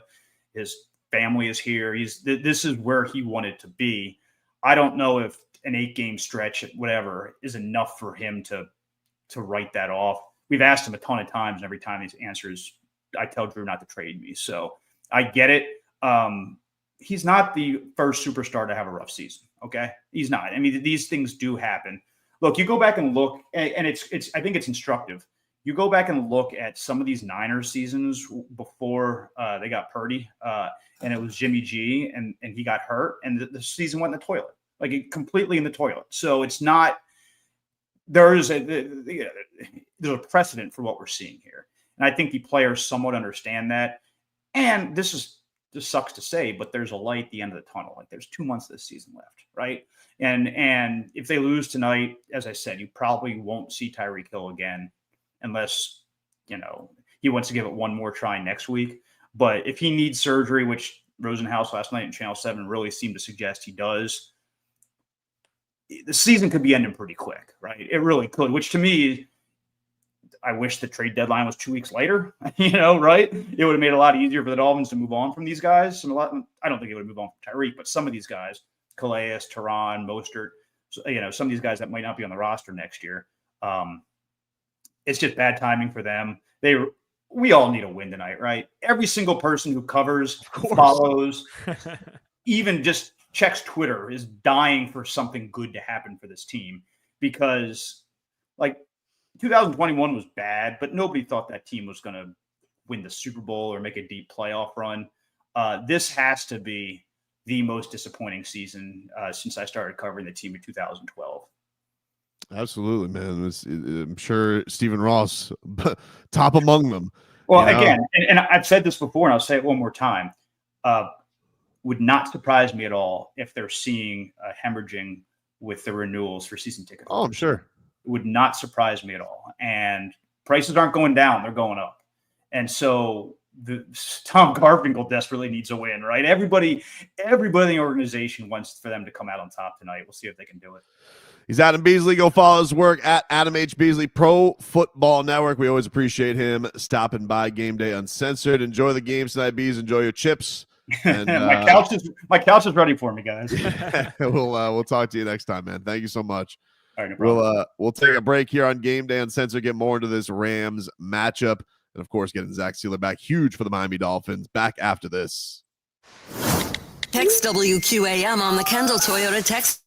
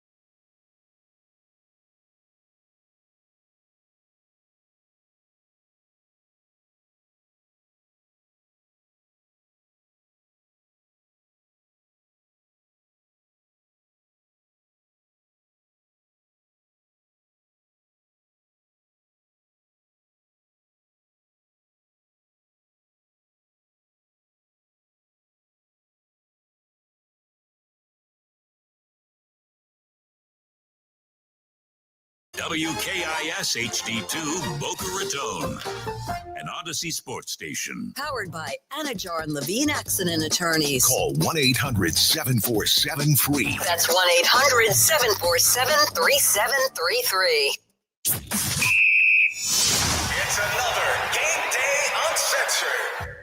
The struggle is real for the Dolphins. They haven't won in more than a month, and tonight they've traveled 3,000 miles to LA to play in front of a national TV audience versus the Rams. It's going to be a tall order. Mike McDaniel says the Fins need to press on. I think it's important that, in all seasons, people avoid the noise, whether that's good or bad noise. And this is definitely the case where we have to use the effort and utilize the challenge of coming back after losing on last-second field goals 2 weeks in a row. And Teron Armstead has confidence in his coach. He's been the same. He's been unwavering. He's been confident. He's showing the reasons for the result so we can make the corrections and secure the win. Yeah, it's time for the Dolphins to get a win. And time for us to figure out how on Game Day Uncensored. The pregame show for real Miami football fans. Tobin and Solana with Omar and Beasley on AM 560 Sports, WQAM. FM 99.9 HD2, and always live on the free Odyssey app. Brought to you by South Florida Lexus dealers and the Lexus RX, the luxury SUV for those who never want to lose their edge. Experience amazing at your Lexus dealer. Also sponsored by the free Odyssey app. Download it today to listen to us live or on demand. And by Edmore Sawgrass Chevrolet. Edmore Sawgrass Chevrolet is your lease return headquarters. Click EdmoreSawgrassChevrolet.com and see how you're backed by Morse when it comes to returning your lease. Ed Morse is a proud partner of the Miami Dolphins. And welcome back, everybody. It is Game Day Uncensored here on 560 WQAM. Take you guys up until this Monday Night Football kickoff between the Dolphins and Rams from SoFi Stadium. Thanks again to Adam Beasley for stopping by the program. If you guys missed it, you can roll back on the YouTube broadcast and check us on out over there. We are going to find out this hour officially if Tyreek Hill is going to go. We have our eyes on Twitter, see if any news and notes. You did send me a Calais Campbell tweet, Solana, of him throwing the LeBron James Game 6 gif of the LeBron stare from Boston Garden, of course. Yeah, 2012, down 3-2. Yeah. I don't think this feels like those stakes. I mean, I respect Calais Campbell, and I would never tell that to his face because he's a giant and a monster. But, I mean, I don't know. This is one of those things, like all of the things that we have said, and I've said every week we've come on here and we have discussed this team, and we have said all the reasons why there could be room for optimism after all of these games and all the steps they got to. They got to get through this one game and do it through the 60 minutes for me to have that faith. Last week was a really good step. It just ended terribly because you got your heart broken at the end of it. But it needs to start with seeing an actual W before you can believe in it, because it almost feels pointless to point out the roadmap, Solana, without feeling like you'd even make your first pit stop. Yeah, Tobin, I mean, we're just looking for that one game to say, okay, this team has it again. And you could feel good about Buffalo, but you lost, right? So again. Again. So as good as, it felt at times, it was great to see Tua go the length of the field, tie up the game. It was good to see multiple touchdown drives in pressure situations. It was good to see Achane get involved, Tyreek get involved, Waddle finally catch a touchdown. Like, all these things are positive, but you still lost. And you still hurt yourself in that game multiple times. So can the Dolphins put together a complete game? We haven't seen it this year. We just have not seen it. If Raheem Mostert fumbles again, he needs to be benched for a game or something. Like, it needs to just be like, nope. Some message has to be sent, because I know that's McDaniel's guy, and I know he's got a ton of faith in him. But if that happens again, he needs to hand the ball over to Jalen Wright, and it needs to be Jalen Wright and Devon Achane. So I was thinking about this, Tobin. You're right. Like, a message needs to be sent, and you can bench him. You can take him out of the lineup for a game. You can send that message, or stick with me here. We know Raheem Mostert likes to surf. You go to his house. You send Calais Campbell, you send Jalen Ramsey, and you send Teron Armstead. And you break every single one of his surfboards. I mean, you take a sledgehammer and you tear those surfboards up. Feels like a crime. And it will be. It will be a crime. But you know what else is a crime? Fumbling the mother bleeping football in 2 straight games, Tobin, or in 2 of 3 games. That's a damn crime. Hurting your team, Raheem Mostert, that's a crime. So you hurt him where it hurts most, okay? You hit him where it hurts most. That's his surfboards. Not his job? Surfing. Well, I mean, you can bench him also. But I'm just spitballing here. You know what I mean? I'm all ideas are good ideas. We're just brainstorming here. We're just trying to get a little looky-loo. One man who never seems to make a mistake, that's Zach Sealer. And the Dolphins are going to get him back. Anthony Weaver, Dolphins defensive coordinator. He is excited to get Zach Sealer back on his defensive line. Here was the Bob and Weave mastermind. Yeah, I think it's huge, right? He should be, right, a Pro Bowl and all-pro player. The impact he has for us, obviously off the field, is tremendous. And then on the field, he showed up consistently and has been impactful all year. And then the connectivity he has with Calais in terms of there's communication, both to talk non-verbally and verbally, and what they're hearing from the offensive line and being able to use that to their advantage. You missed that a little bit with him out. So if he can get out there and play, man, like I told you guys last week, I am a much better coach, and it certainly enhances our pass rush too. I like the way he handles things, this Anthony Weaver. That man's efficient with his words. Straight to the point.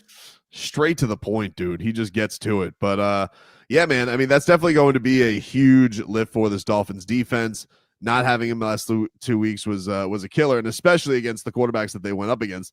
This is definitely much different task. But, you know, it's interesting, Solana. Chop Robinson has this opportunity in front of him on the national stage because he has a guy taking 2 picks before him in Jared Verse, who's kind of already done all the numbers already. Like, he is leading the team in tackles for loss. You know, he has 9. For example, the Dolphins, their leading tackler for loss is Calais Campbell. He's got 7.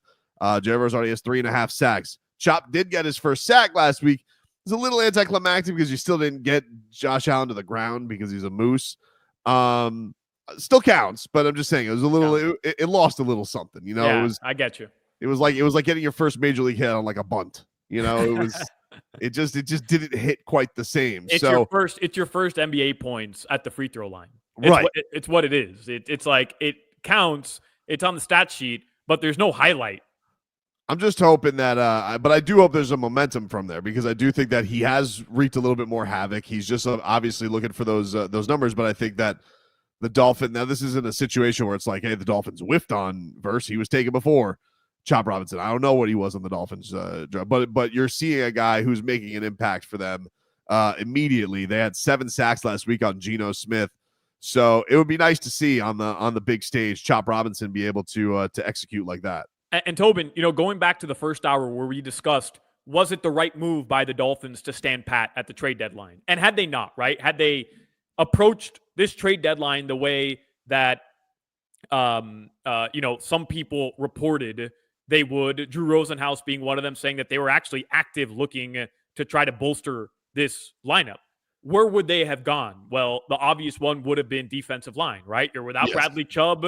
It seems like at least for a couple more weeks. I don't know if he's going to come back, especially if they lose today. What would be the point? And you're without JP for the rest of the year. You've seen some improvements from Chop Robinson, but the obvious addition would have been to go get a pass rusher. Go get somebody who can help you get to the quarterback because the Dolphins can't get to the quarterback this year, and they struggle with getting takeaways, mostly because they can't put pressure consistently on the QB.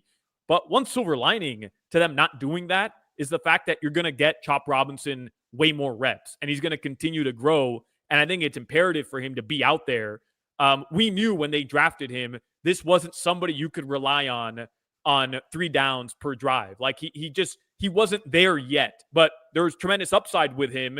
And I think the fact that you've seen him now thrown into this role because there's no other options, there's been steady progress with Chop Robinson. It's been frustrating, especially earlier in the season, but there's been steady progress. to me, that's a huge silver lining. But in the same token, you need him today. Like, let's go. Oh, yeah. Right? You got to have your big game today. Yeah, I mean, like 100% agree with you on all points, and you think to Jalen Phillips' first year, it took him about half the season to really get rolling. So he's there now, and this is going to be a great stage for him, and I think it should be a fun measuring stick with him going against somebody in his draft class to be right there with. I should point out, Chris Perkins of the South Florida Sun Sentinel, he says Tyreek Hill is on the field, he is jogging around, and he's catching passes, looks okay. Obviously, they got to decide. I think in about 15 minutes is maybe like 45, I think, because it's technically an 8:15 start. So in about 30 minutes, we should know whether or not Tyreek Hill is going to be good to go for this game and what's going on with that. But we will talk more Cheetah. And if he isn't going to be good to go, where do the Dolphins go if they don't have their star receiver? That's when Game Day Uncensored rolls on right after these words. WQAM broadcasting live from the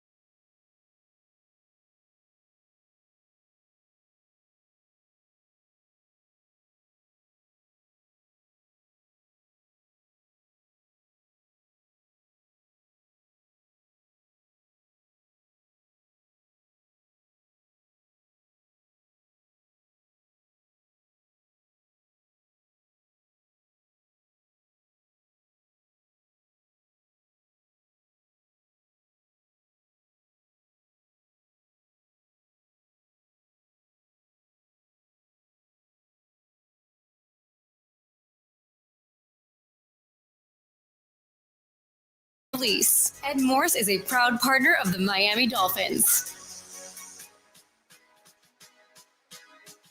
And welcome back, everybody. It is Game Day Uncensored here, 560 WQAM, as we take you guys up until this 8:15 kickoff from SoFi Stadium. We are awaiting official word on Tyreek Hill and whether or not he is going to play today. And he is our player to watch, which, of course, is brought to you by the Lexus RX, the luxury SUV for those who never want to lose their edge. Experience amazing at your Lexus dealer. Tyreek Hill has been going through his full workouts. A lot of everybody who has boots on the ground is saying he looks fine. He looks good. So I think I'm leaning towards in 20 minutes or so when this gets released, I feel like the cheetah's going to go. Yeah, it seems that way. But again, like, he's going to go through his pre-game warm-up, Tobin, and like, I don't know how bad that wrist is injured. You heard Beasley, because I didn't even hear Drew Rosenhaus's comments yesterday, where it sounds like he was indicating that Tyreek might need surgery, whether it's this offseason, whether it's, sooner than that. So I didn't know that. I didn't hear those comments. So that concerns me, man, big time. But I also feel very much like what Beasley said, which is this is it tonight. I mean, you want to save your season. The Dolphins, Joe Schad had this tweet, Tobin, and I thought it kind of put everything in perspective for this game. And it's funny how you're 2-6 and a game on the road, primetime, Monday Night Football means this much. If the Dolphins win tonight, they'll be one game out of an AFC playoff spot in the loss column. We know that.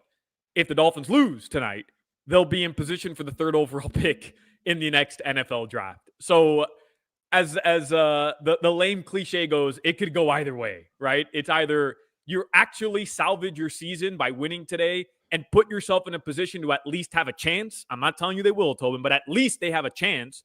Or you lose today and it's done. Totally, there's no more conversation about maybe, is there a chance?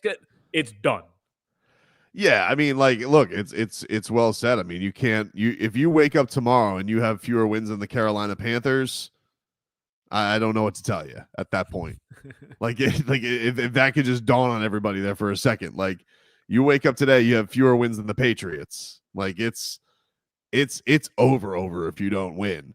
If they do, and I think that this is a Dolphins team that has played better with Tua back. I think that all the optimism can be there because the path is there. We got breaking news, Tobin. We got breaking news. According to Adam Schefter, Tyreek Hill officially active tonight. There we go. Shefty with the bombski. Good. All right, so we have Tyreek Hill good to go tonight for the Miami Dolphins. All right, that's good news. There we go. Definitely We're looking for a bright spot. Let's go. The Cheetah's playing tonight. He is good to go. So Cheetah don't get hurt. The claim continues. Yes, sir. I'm not super surprised. And the whole thing with the surgery too, like, look, if this is something that he has been dealing with, guy's tough. I mean, like, look, no one's gonna say Tyreek Hill's not tough. You see him play and IV up and get back out there. This is one of those things where he knows, I think, what the stakes are. I think Tyreek Hill, he's talked a big game. We talked about his idea of, looking around the league. I saw another one the other day where somebody had put up Jamar Chase's stats just against the Ravens this year, which, by the way, that game that he had was insane. But his stats that he put up against the Ravens are more than Tyreek Hill has on the season. And, this is a man with a lot of pride. Like you said, number one player that was voted amongst his peers. Like, he doesn't want to go out like this. And that kind of has to be the mentality. It's like, hey, I know Calais Campbell put up the old LeBron James, but it's more like D-Wade game 3. I ain't going out like this. This is how the Dolphins have to approach this game. Is this really how you want the season to, in front of everybody, frauds exposed? Because that's what it's going to be. You're going to get laughed at tomorrow. You're the only show in town tonight. You guys never produce. If you win, you put up a show, respect. This isn't a bum team. Okay, you did something. But if you don't, if you get exposed tonight, oof, what a disaster. Especially, dude, like, they're going up against the 30th pass defense in the NFL. This is a game where Tyreek has to be saying, man, I got to eat today, man. I can eat today.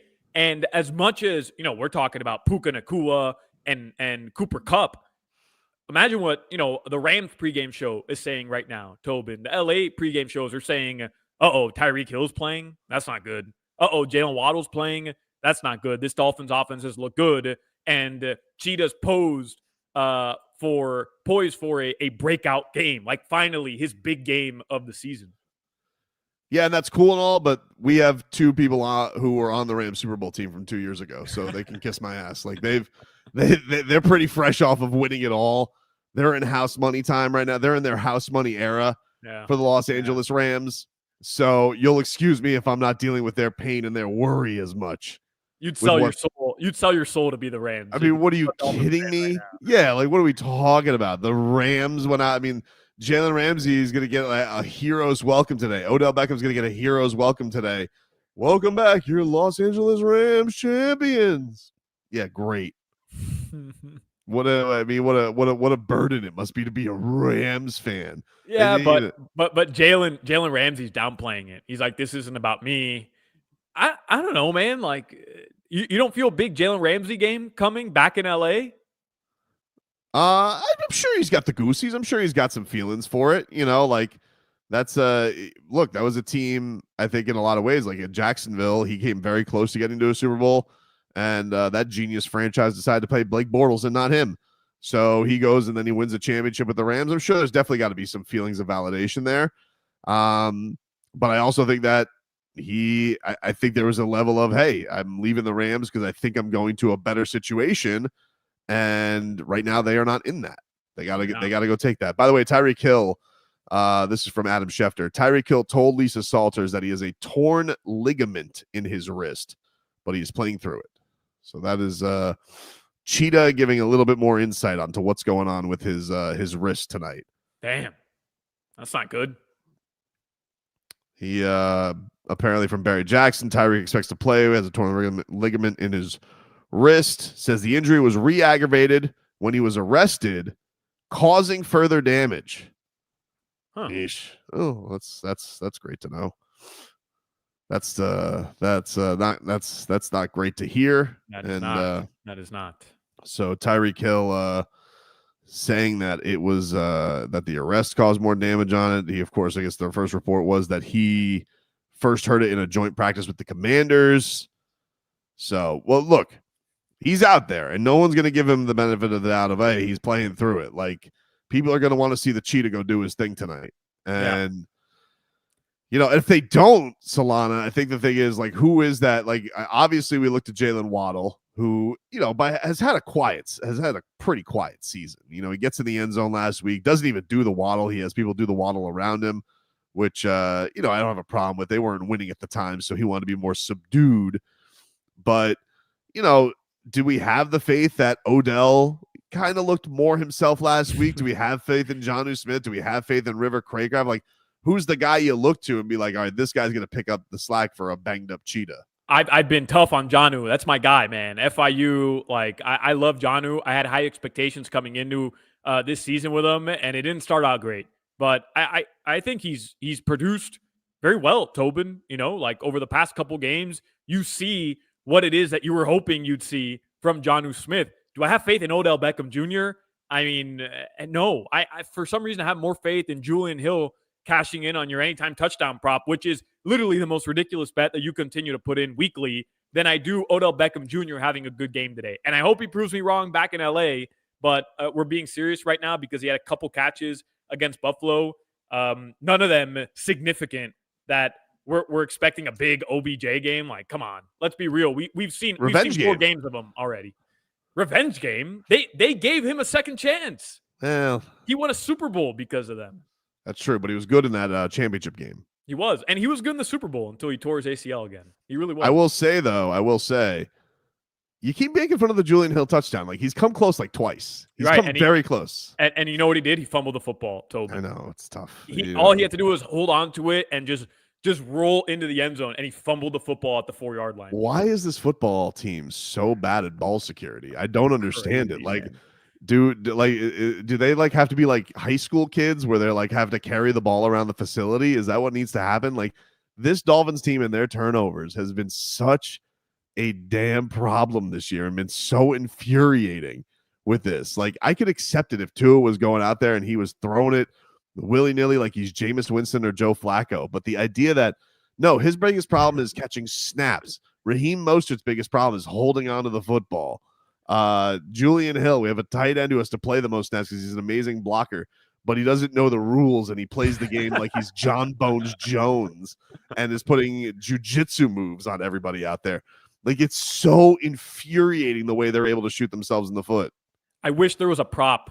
Fumbles from Tua Tagovailoa. Like just Tua fumbles, yes or no, in the game. Because, I mean, yes would be minus 300 or 350. It would be a crazy favorite, but I'd bet it every single time. I'd risk the $350 to win 100 every single time. Can we get, I mean, Hard Rock does sponsor the Porpoise Props. Is it possible? Can we get somebody a connection over there? Can we get a special line out there for Tua fumbles? Please. Give me that. Give me that free money. You know, I'll be, we'll get some action. We'll drive you some action there, Hard Rock. 100%. People will be all about it. They will be into that and they will be excited about that. So I don't know, man, but we got to take a break. When we come back, we should have actives and inactives and figure it out. We do know Tyreek Hill playing through a torn ligament in his wrist, so he is good to go. We will find out the rest of the list. There's a lot of question marks there for your Miami Dolphins. Take a break. Back after this. Text WQAM on the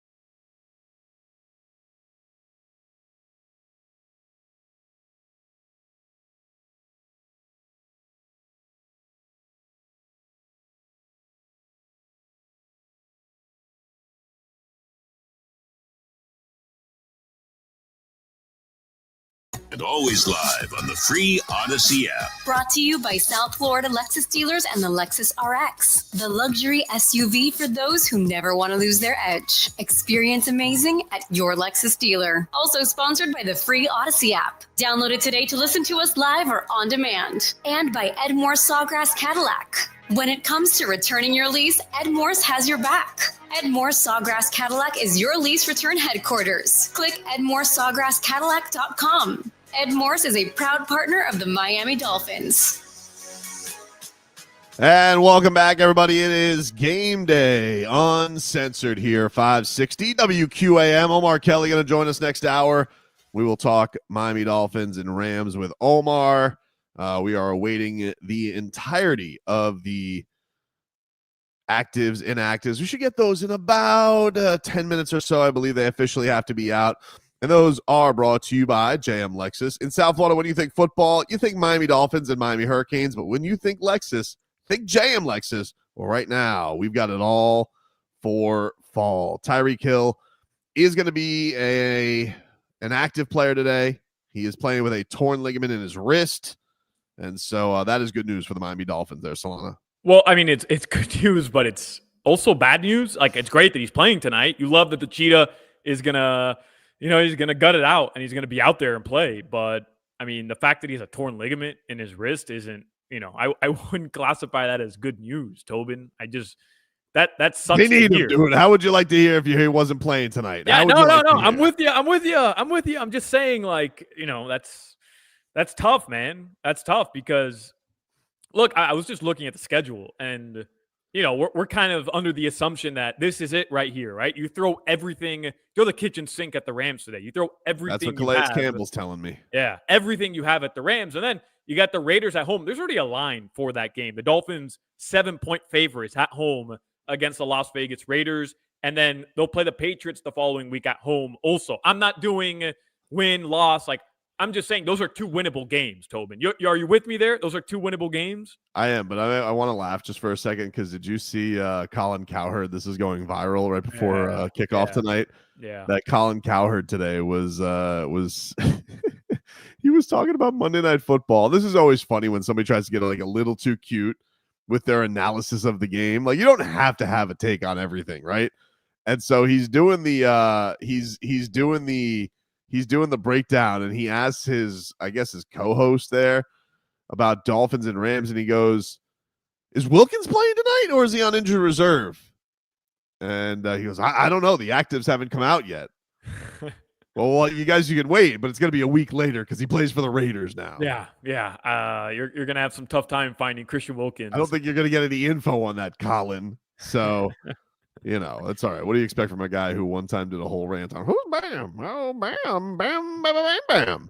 Bam out of bio. Who? So he, if you're looking for Christian Wilkins, Colin, in a Dolphins game, tune in next week because he doesn't play for them anymore, dude. Yeah, and I wish he did. Mm-hmm. Yeah. I wish he was still around. Although Calais Campbell has kicked ass. Yeah. Oh, I wanted to ask you while we wait for the actives and actives. We're kind of at the halfway point entering today. Dolphins have played 8 games. Is Calais Campbell the team's MVP through 8 games? Is it Jalen Ramsey? Like, I'm trying to figure out who would be the Dolphins' MVP at the halfway point, Tobin. And you can make a case for Jalen Ramsey. You can make a case for Calais Campbell. Is there anybody on the offensive side of the ball? Maybe Devon Achane. I would say Achane. I think Achane deserves some flowers there. Sealer would have been the obvious choice, I think, had he not gotten injured. He missed the last 2 games. Is that knocks off Teron Armstead too? Because Teron's been like, his apparently like the best tackle in football. Mm-hmm. So yeah, but I mean, it's 8 games. I struggle to give him MVP when I know the inevitable, which is I don't mean to be a jerk. Last 9. I don't mean to be a jerk, but picking the MVP for a 2-6 team is about as lame as it gets, dude. Like, who cares? I mean, I think that's the point of it. The fact that we have to look at and look, I love Calais Campbell. He's a Canes legend. He's a A+ person. If you want to give him the MVP, will you get any argument from me? The answer would be no. Go ahead and give him the MVP. And I think when you say to him, "Here, Calais, this is your award," and he goes, "What's this for?" And I'm like, "Oh, it's your 2-6 award for being you're the 2-6 MVP. Congratulations. Mm-hmm. I don't think that's going to go well for you, but if you want to give him that award, I'm all for it, dude. I'm looking for anything to praise somebody on this team, Tobin. And Toboggan says Ingold.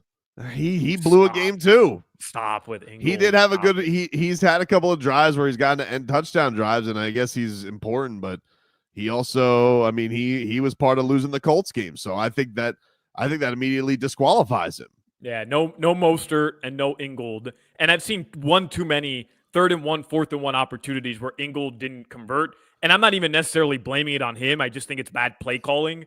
But I've seen one too many of those plays get shut down for me to give Alec Ingold the team MVP. Zonka says least valuable player goes to Chris Greer. Oh, for sure. Man. For sure. Or Jordan Poyer.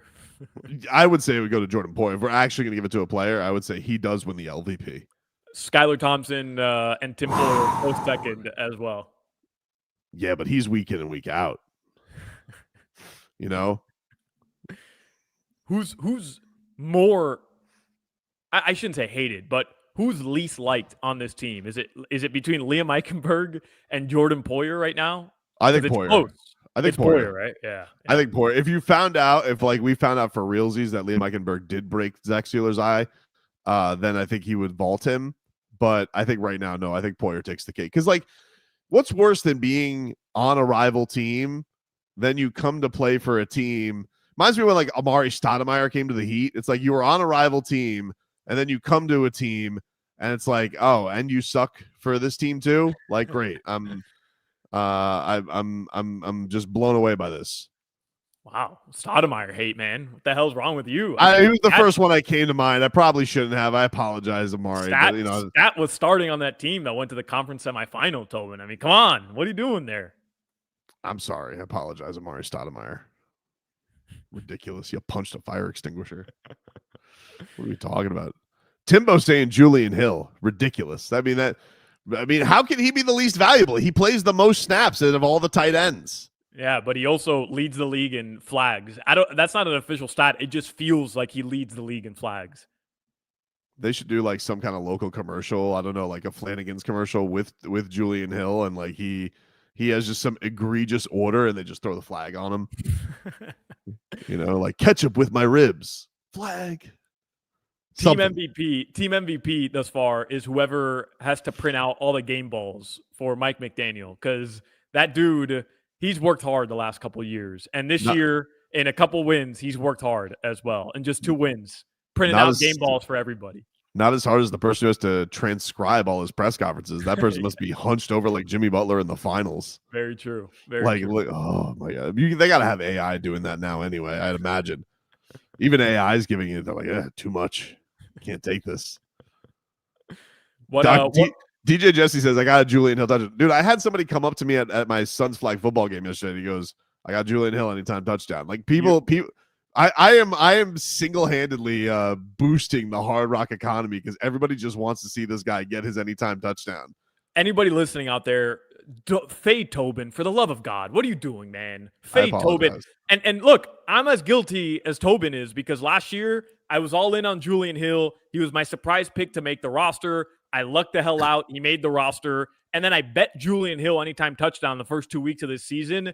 But at a certain point, you got to cut your losses. You got to know when to say, hey, I'm an idiot and I can't keep doing that. Tobin, come on. Don't do it. If he doesn't score today, I'll take it under advisement that this will be the last day. You know, this is the last stand for the Dolphins, and this may be the last stand for Julian Hill anytime touchdown. But I have to do it. I'm sorry. I mean, because here's what's going to happen. If I don't bet him and he scores, I am going to feel like such a bum because now either that means I'm the mush and I'm the one who's been putting this hex on him his entire football career, but I'm going to feel so rotten if he's able to finally score and he's not able to get this touchdown. And it's not even as good a number as it used to be because I feel like so many people are getting in on this. Like it used to be like you would get this at plus 2,000. Now it's at plus 1,200, which is still pretty good. I think it's second most on the team for an offensive player. But man, he finds ways to screw up. It's impressive. We got our inactives, by the way, officially here from the Miami Dolphins. All right. All right, here we go. We have Jeff Wilson. He remains out. Ethan Bonner, no good there. Alec Ingold, that's a surprise. Alec Ingold has been dealing with a calf injury, so he is out officially. Storm Duck, inactive. Mo Kamara, he's been inactive. Andrew Meyer, don't believe he's played all year. And D. Eskridge, I know there was some talk he was dealing with some things as well. So there you go. So I say the most surprising out of that is Alec Ingold out of everybody there. Storm Duck was a maybe, but he is a no-go today, Solana. I'm man, no Alec Ingold kind of sucks just because if you wanted to continue that balanced attack, man, Ingold is just mowing people over, right? For Devon Achane, Jalen Wright, and Raheem Mostert. But the Dolphins still have to find a way to move the football today, Tobin, on the ground. Like they're as much as, and I saw Joe Shad put out an article a couple minutes ago on the Palm Beach Post where like Dolphins should air it out versus shaky Rams pass defense. That was the headline. And it goes back to what I asked Bees, which was 30th in pass defense.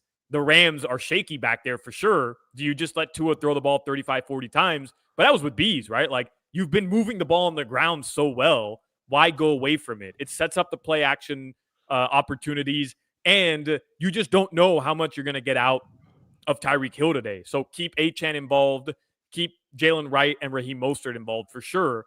But without Alec Ingold there, that sucks. Like to have that extra pass protection as well, especially without Austin Jackson. I'm not going to say it's like a massive blow today. They shouldn't lose games without Alec Ingold or because of Alec Ingold being out, but it does suck not to have him there. Yeah, look, it's not the most critical injuries they've had all year, but they're bad injuries. And especially you've been praising this offensive line and what they can do, mauling people up front. Now you have to go with a backup right tackle, and you don't have him. Now, on the plus side of it, having Julian Hill, as much as we make fun, the guy is a good blocker when he's not putting somebody into a Kimura lock.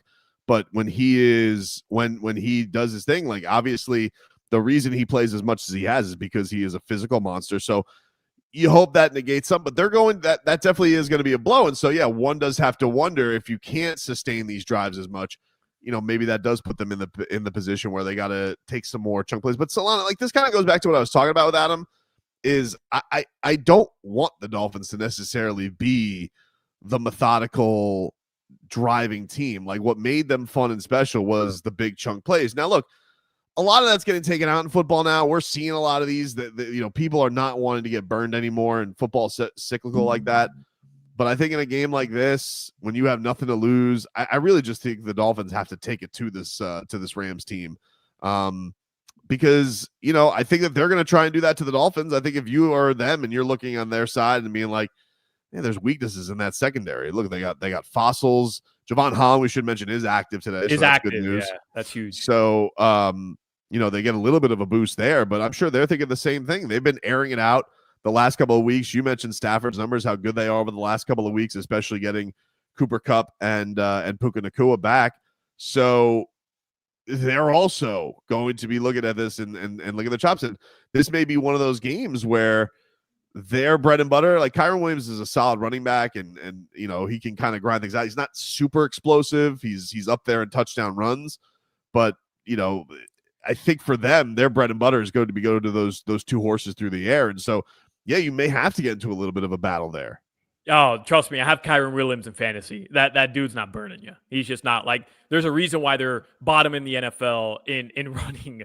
Like they're yeah, he's like 3 yards a carry. Yeah, I mean it's almost Kalen Ballage territory, which is But he does have a lot of touchdowns. He does when he gets into the red zone. One of my porpoise props is going to be both teams to score a rushing touchdown at minus 115. I don't know if that line has changed from earlier today, but huge having Javon Holland back there, because you want to talk about Kader Kohou, Kendall Fuller having their hands full, and Cam Smith with, you know, it's not just Cooper Kupp and it's not just Puka Nacua. Like Tutu Atwell can make some plays as well. Like they have a decent wide receiver core, or a really good wide receiver core. It's not just those two guys on top. So having Javon back out there, man, like I think that's huge for this Dolphins defense. I'm looking for a turnover today, Tobin. Like a game-changing, momentum-swinging turnover by a Dolphins defense. And I'm not suggesting it's going to be Javon, but just the fact that he's out there, I think can kind of help you get to that point in the game. You know what it makes me think of after watching the Canes get burned this weekend? They got Cam Kinchens, and he had like a 103-yard pick six 2 weeks ago. Yeah. And I was like, oh, man. God, he would have been great to have yesterday. So good. He would have been so good to have. Well, not yesterday, but on Saturday for the Miami Hurricanes, because he was a great Miami Hurricane. Yeah, you know what else would have been good to have? Cristobal choosing to kick field goals instead of bootlegs. That would be nice too. To Cam Ward's left. Don't get me started with that, Tobin. I'm sorry, but what are you gonna do? That's what he does. Have you seen the numbers? By the way, we were talking about this earlier. The state of Florida, across all their football teams, college and professional, is 0-12 this week. Jeez.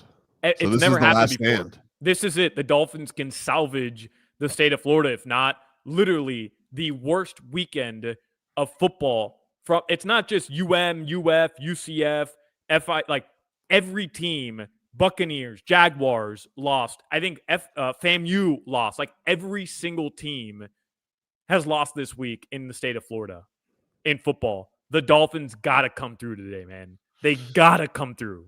One man who's got to come through for us, that's Omar Kelly from the Miami Herald. We will get Omar's thoughts on this matchup coming on up. More Game Day Uncensored after this.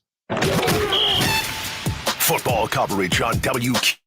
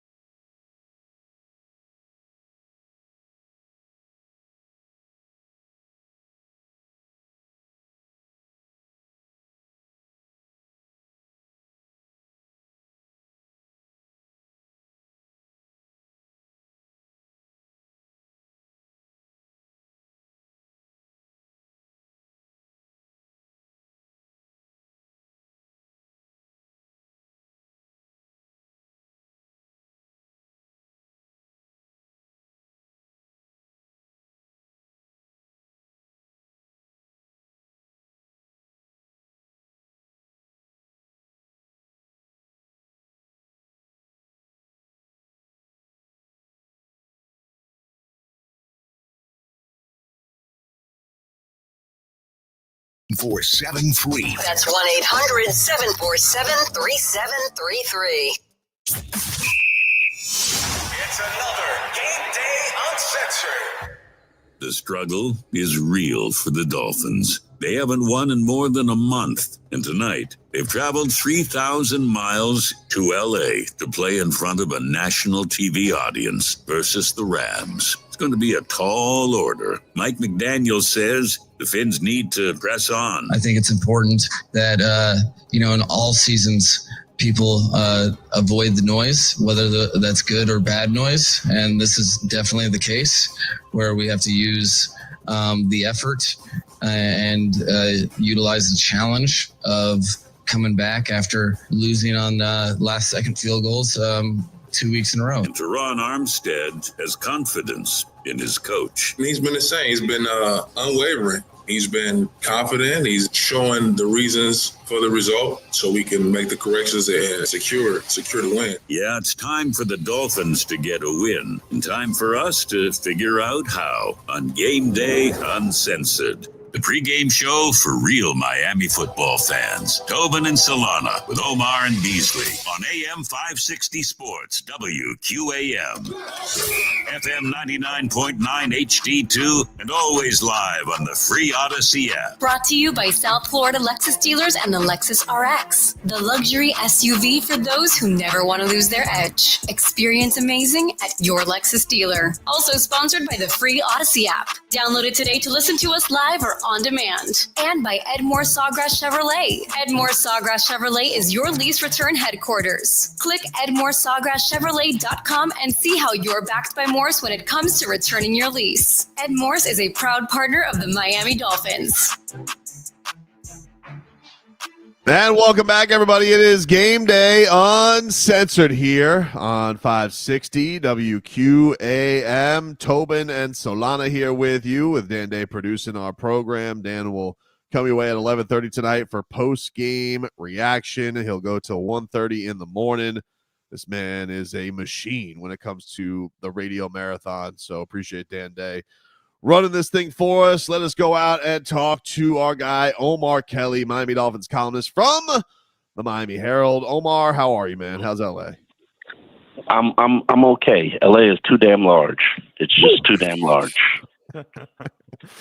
Omar, what do you make of all this Tyreek Hill news? He's going to go today, but this I guess has kind of snuck up on some people. So how concerning is this that he's dealing with a torn ligament in his wrist?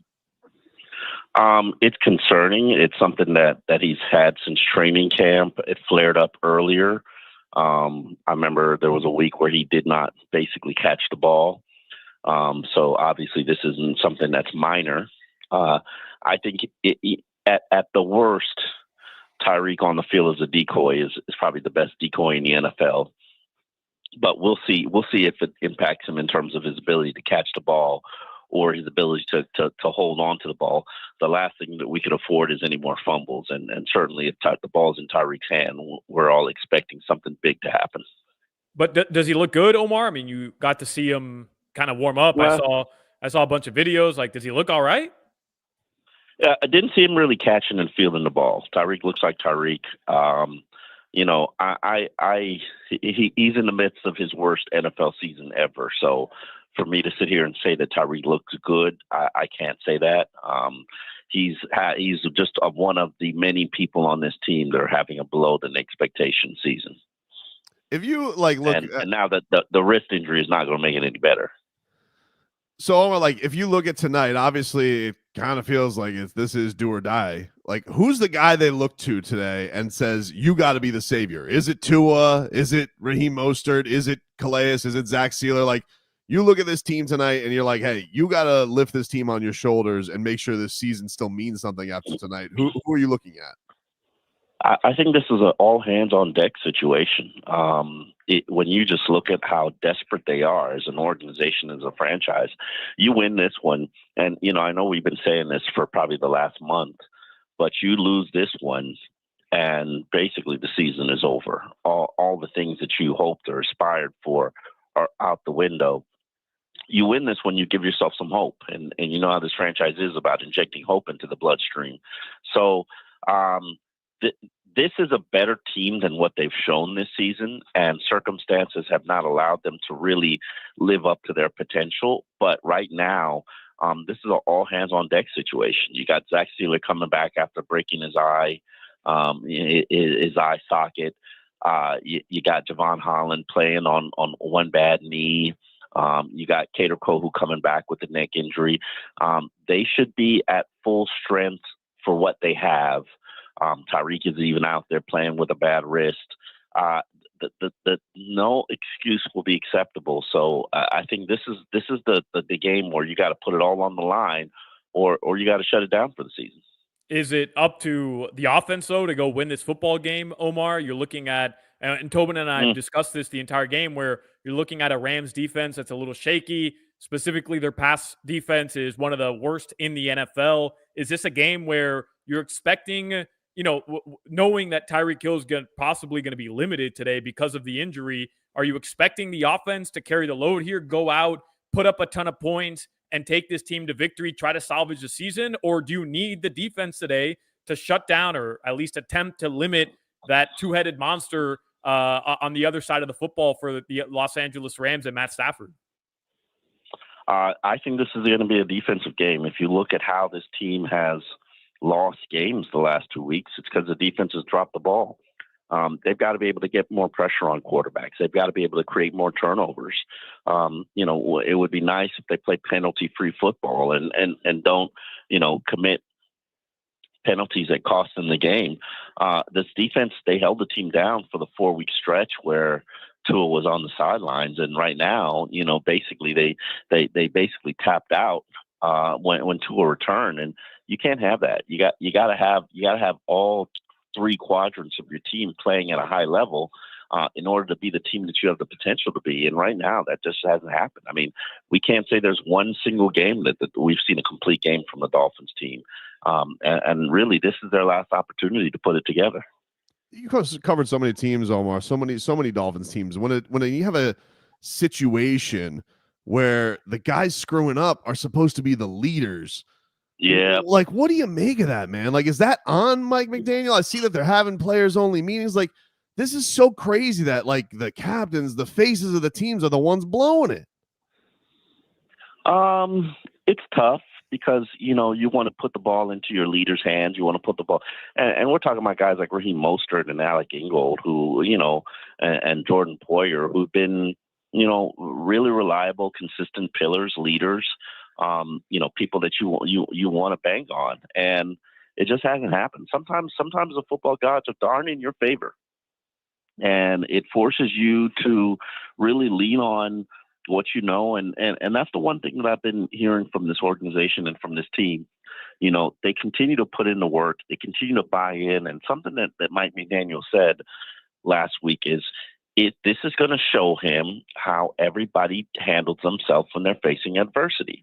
And it's true. When some people face adversity, they fold or they go a little cuckoo. This team has been facing adversity all season. They haven't panicked. They haven't, folded the tent. They haven't quit. And there's only a certain amount of statute of limitations on that, because you can't keep saying, this is the week we're going to turn it around. But that's the expectation that we've had all season is, at some point their luck is going to turn and they're going to start playing good, smart, sound football. I think they came pretty close against Buffalo, with the exception of, a couple of the fumble and the Jordan Poyer penalty. But, this is how the game is played. Every there's so many one score games, so many games that come down to the final possession. You've just got to cross your I's and dot your T's. Cross your T's and dot your I's to make sure that, everything is covered. And unfortunately, this team hasn't done that.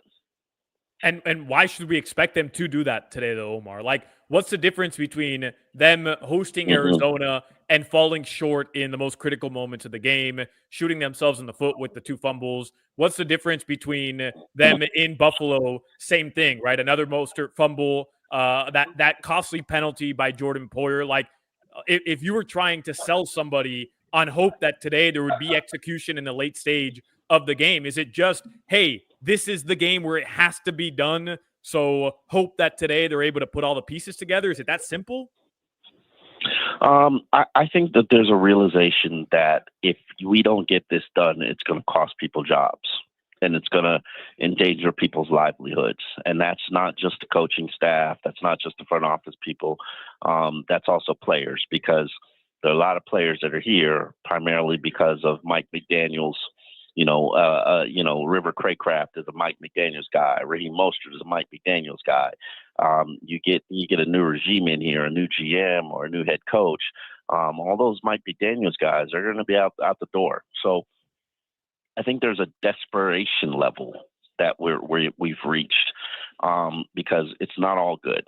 And at some point, based on what we've seen so far this season, if it continues to go in this direction, it's going to cost people jobs, and I think players know that. So Austin Jackson, that was a bummer. He's going on IR now. How big of a blow is this? And do you expect Lamb to fill in for him? Do they got to go to the Rook? What do you think is the plan there? The plan is definitely go with Lamb. I wrote a story about him and how he's a trusted, reliable veteran. They don't expect that significant much drop off from Austin Jackson, even though that the left side is more the side that he plays. He's a 10-year veteran. Lamb's one of my favorite guys on the team just because he's such a straight shooter. He's I can't say young man, because even though he is a young man, but we intended for this to be his last season in the NFL just because he had a death in his family last year and he really wanted to quit the game, but continued to play through it and buried his grandfather. Didn't know if he wanted to play this year, but came back, but we expected it to be his last season. But somehow he's found the love for the sport again. Obviously, not putting wear and tear on your body as a backup, it certainly helps rejuvenate you. So it looks like he's not ready to call it quits. He hasn't really decided yet. He says he's going to decide at the end of the season, but more than likely he wants to go play in Carolina just because he wants to get closer to his family. But Lamb is a reliable. Lamb showed you 8 games last year that he can get the job done. Let's hope that's still the case at right tackle. But really, the young rookie Patrick Paul, he's primarily a left tackle protege, understudy for Teron Armstead, who's having a phenomenal season. And Dolphins might need to reconsider moving off from Teron Armstead just based off the way he's playing this year, which is probably one of the top 3 offensive tackles in the NFL. And Omar, without their fullback today and Alec Ingold, do you expect the Dolphins to go away from some of those packages where Ingold was like an integral part of what they were doing, whether they had him in motion, whether he was just bulldozing people in front of him so that Achane, Wright, or Mostert could go and pick up a first down or whatever it is? Or can you see a situation where like they're going to run those packages, but it's like Julian Hill or Jonnu Smith or Tanner Conner filling in the fullback position? Yeah, I not just that, but I think you can see Raheem Mostert probably filling in some of that fullback role as well. This is unfortunately for those who do not like Julian Hill and hate on the young man just because he's one of the team's best blocker. I think this is going to be a predominant Julian Hill game. He's back from a shoulder injury. I don't know how much he's going to be back, but and then Durham Smythe also plays the H-back role. You got Jonnu Smith. So I think you're going to continue to see those packages. It's just different guys going to be involved in them. And I think maybe this is Durham Smythe's opportunity to show you that, hey, I'm not done yet. I'm still a salvageable NFL tight end. Oh my God, the Durham Smythe game. Oh my God. Where are we at now, Omar? Where are we at in the season? The Durham Smythe game is what we're clinging to. Tobin was always looking for that Durham Smythe, that tight end bet. Durham Smythe. Oh man, Omar, I was so close to the Julian Hill against the Cardinals. Oh, my phone when he had that fumble, I was like, no, that's probably as close as he's gonna get all year. But I can't quit it. I got to keep riding it, man. I don't care if I'm building a new wing at the Hard Rock Guitar Hotel. I have to keep seeing this through. Yeah, I would say Jonnu Smith touchdown is a good little bit, but Julian Hill, no, keep your money, save your money. I should probably heed your advice. Hey, before we get you out of here, man, interesting thing because they got the Rams, their rookie pass rusher Jared Verse. He's off to a very nice start to the season. Chop got his first sack last week. What are you seeing from Chop? You feel like the breakthrough is going to come here the second half of the season? How have you liked his development the last few weeks? He's not as much of a liability in to run as he was earlier in the season, early in training camp. His stance is so much wider now. I think that they've adjusted to that. They've compensated for it. I'd love to see him move around and rush from more different spots, but baby steps. I think he's growing. He's developing. Is he a finished product? No, but he's the best that you got right now. Unfortunately, Emmanuel Ogbah, with that torn bicep that he's playing through, he's not much of a pass rushing threat or hasn't presented one. But the addition of Zach Sealer coming back and helping you there on the interior, maybe that can create some freedom and flexibility and pressures for the rest of the defense.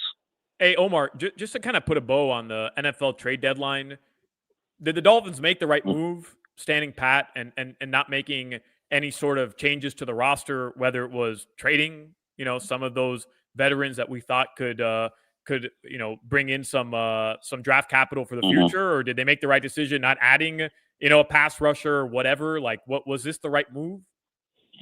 I think that they can get a pass rusher off somebody's practice squad.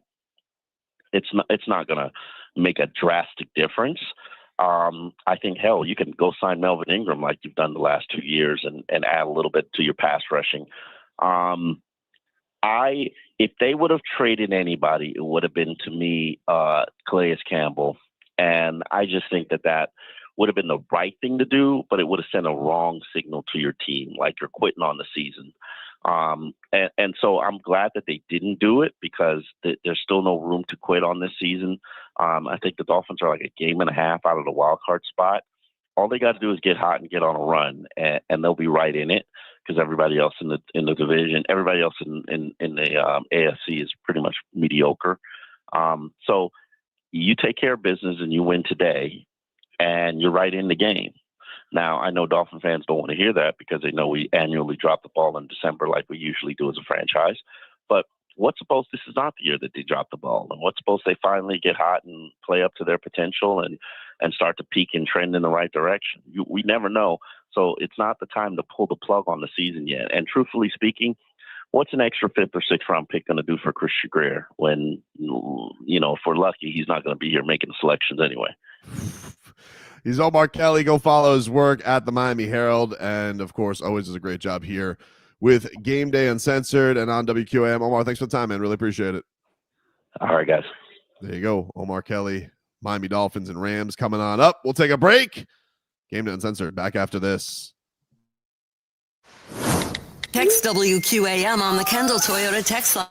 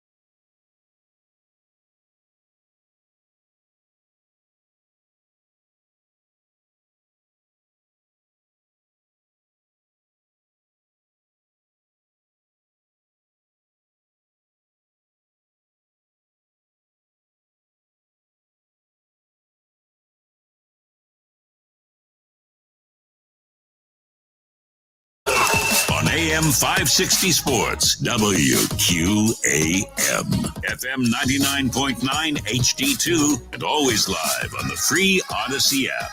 Brought to you by South Florida Lexus dealers and the Lexus RX, the luxury SUV for those who never want to lose their edge. Experience amazing at your Lexus dealer. Also sponsored by the free Odyssey app. Download it today to listen to us live or on demand. And by Edmore Sawgrass Buick GMC. No matter where you leased your vehicle, bring it to Edmore Sawgrass Buick GMC, your lease return headquarters. It's all a part of being backed by Morse. Click EdmoreSawgrassBuickGMC.com, a proud partner of the Miami Dolphins. And back, everybody. It is game day. Uncensored here, 560 WQAM.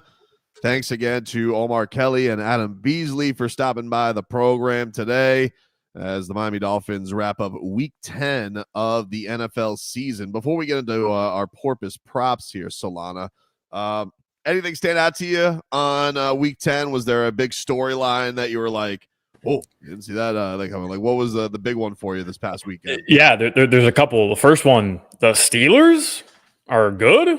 Like, dude. I mean, I don't know.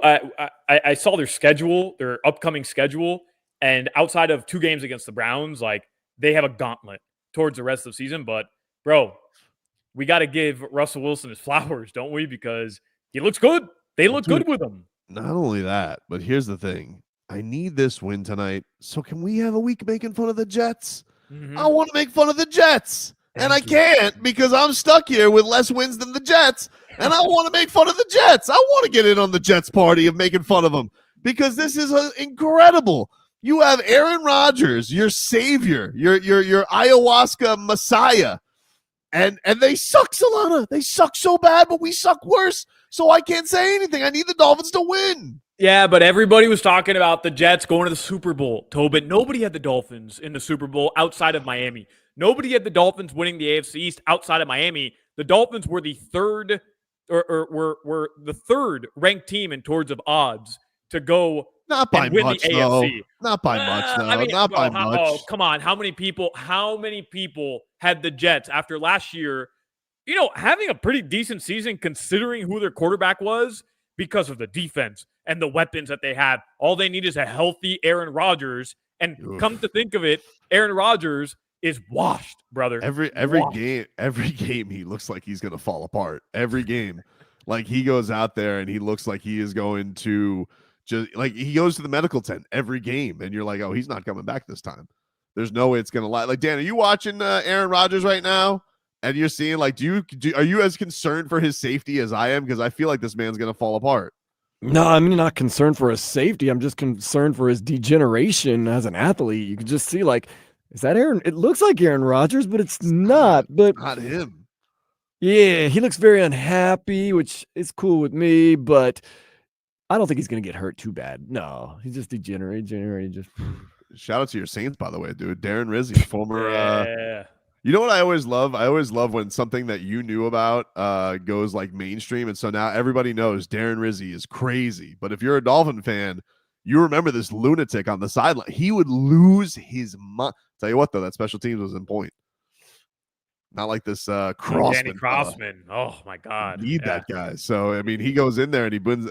That guy's already beloved because they beat the Falcons. Yeah, Dan? Like, they got to be celebrating like crazy. That's what you got right there, man. He's 1-0 as a head coach for the Saints. Beating the Falcons, the biggest game of the year. Yeah, I'm going to give it to him. They swept the Falcons this year. No, remember the Falcons came back and kicked a field goal at the end of the game earlier this year to win. Oh, man, I thought they swept the Falcons this year. I wish. He also revealed to everybody inappropriately that he clogged the toilet at the in the coach's office before. Oh man, football, it's here, man. But it wraps up coming up here in just a bit. Let us get, ladies and gentlemen, to our porpoise props. It's time for. I don't know about you, but that looked like money. Porpoise props. Hopefully you didn't jinx us. Props. And the porpoise props brought to you by Hard Rock Bet. Hard Rock, roll with us. There we go, Solana. So we got tonight anytime touchdowns for your Miami Dolphins. Devon Achane is your favorite at minus 120. Tyreek Hill, plus 120. Raheem Mostert, plus 145. Jalen Waddles, plus 165. Jonnu Smith, a plus 240. Jalen Wright, little juice there, plus 500. And then we got Julian Hill, plus 1,200 tonight. Oh, man. To get in the end zone. Same as Durham Smythe, by the way. What about River Craycraft? Any Craycraft props? Oh, there's a River. I'm glad you asked. There is a River Craycraft. He is on the board now officially, plus 1,100. Slightly under the Julian Hill. I might bet both of them. I might sprinkle a little bit over here, a little sprinkle a little bit over there. Just long shot touchdowns. Tanner Connor's plus 5,000 if anybody believes in him, by the way. Go ahead. Sprinkle a little bit on Tanner Connor. I dare you. I'll send you half of it. Tua's plus 1,000 to scamper into the end zone. He has been, we've now seen 2 weeks in a row, Solana. Tua Tagovailoa has been running the football. Were you scared as I was when he was running for that first down? No, I wasn't. Even though it was just so. Why dive forward, Tobin? Why? Like, why not go down normal? But he can't do it. He can't. Like, he is incapable of just. Even though he did it against Arizona, right? He had the slide against Arizona where the entire stadium went nuts. Nailed it. There's something about him playing Buffalo where he's just incapable of sliding like he's sliding into third base. Like, just give me the normal feet first slide, Tua. But Tobin, Monday Night Football, there's two ways to approach this. Prime time, the Dolphins are telling Tua, get the hell down. Like, we can't do this where we end up on Dr. Phil. Like, we cannot do this. Or, oh my God. Or Tua saying, I'm going to show everybody I can take a hit. Well, I this can is get off the field. I could take a hit. He apparently, we talked about that interview that he did with Jeff Darlington. No surprise, there was concussions as part of the story, and he says he's basically going to play till doctors tell him he can't play anymore. But that's going to be a thing today, right? Like, injured or not injured, ESPN loves the Tua concussion story, and they are going to be over the top with it today.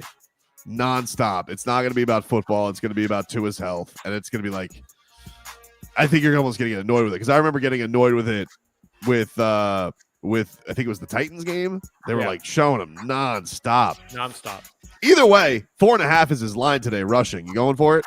It's gone down. It was at 5.5 earlier in the week, so it's gone down. I don't think it's a bad bet. I really don't. I know you're anti-Tua running. Like, I saw Gameday scoff at me when I just said that, it's possible that Tua's going to feel like he has something to prove. But, bro, I genuinely believe he's trying to show people he's not fragile. He's not somebody who can't take a hit. Like, he wants, if the opportunity is there, the pocket opens up, there's no middle linebacker, there's no QB spy, he's going to take those yards. I genuinely believe Tua wants to show people he can still do that. It's still part of his arsenal.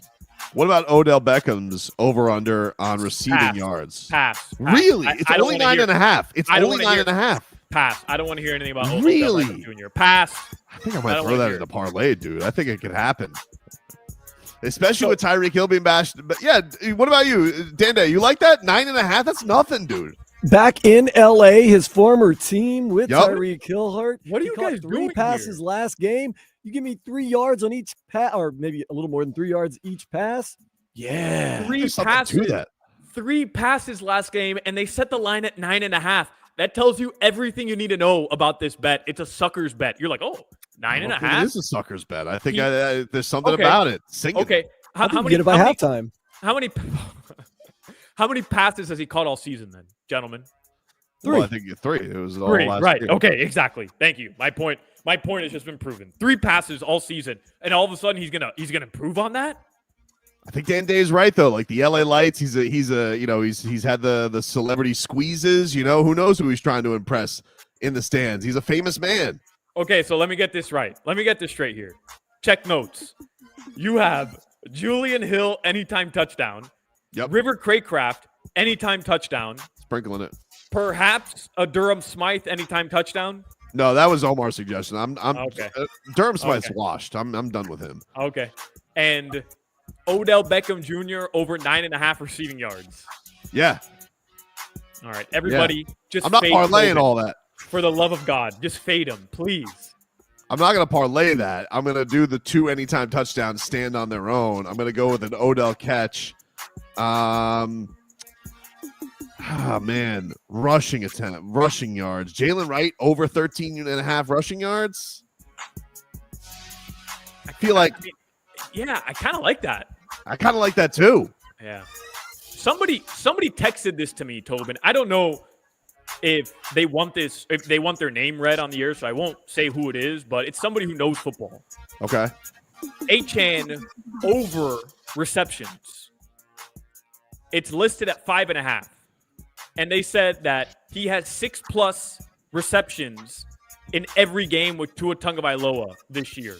Tua likes throwing to him. Tua likes throwing to him. I like that. And if you're one of these people who think that the Rams are going to play too high, right, 2 safeties up top, take away Tyreek Hill, take away Jalen Waddle, there's going to be a lot of short stuff underneath, and that opens up the avenue for Devon Achane. So it's at 5.5 right now. If you can get it at 5.5, it's a good, at least, flyer to take on tonight's game. What about Jalen Ramsey? We're talking about former Rams. Jalen Ramsey over a half an interception, plus 650. Yeah, I like that. I really do. Back in LA, I made the joke it's a revenge game. There's really no revenge. Like, he won a Super Bowl there, but he's been downplaying it this entire. And I told you, Jalen Ramsey is a big fat liar. By the way, I don't know how much more right I could be about this, about Cam Smith, big fat liar, and now he's downplaying being back in LA. You know he wants to have a big game in LA. I think it's worth taking the prop. And by the way, the Dolphins don't turn the ball over on the defensive side. They don't force turnovers. Something's got to give, bro. They do. Monday Night Football, weird things happen on primetime games. Matthew Stafford, is going to be slinging that ball around. He'll throw a couple interceptions every now and then. I saw it earlier this season.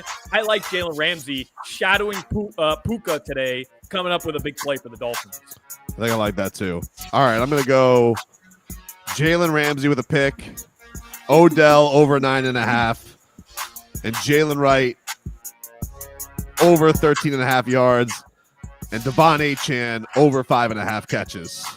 All right. See where that brings me. You like the over in the game, by the way? Like just the actual total over in the game today. I think it's at 49.5. I don't know if it's gone down or up or not. Yeah, it's at 49 right now. Yeah, I like it. I think this is going to be a big scoring game. Yep. I like it. All right, that is Horton's Props. We'll take a break, predict the game balls, and get your asses out here to some primetime football after this. Football coverage on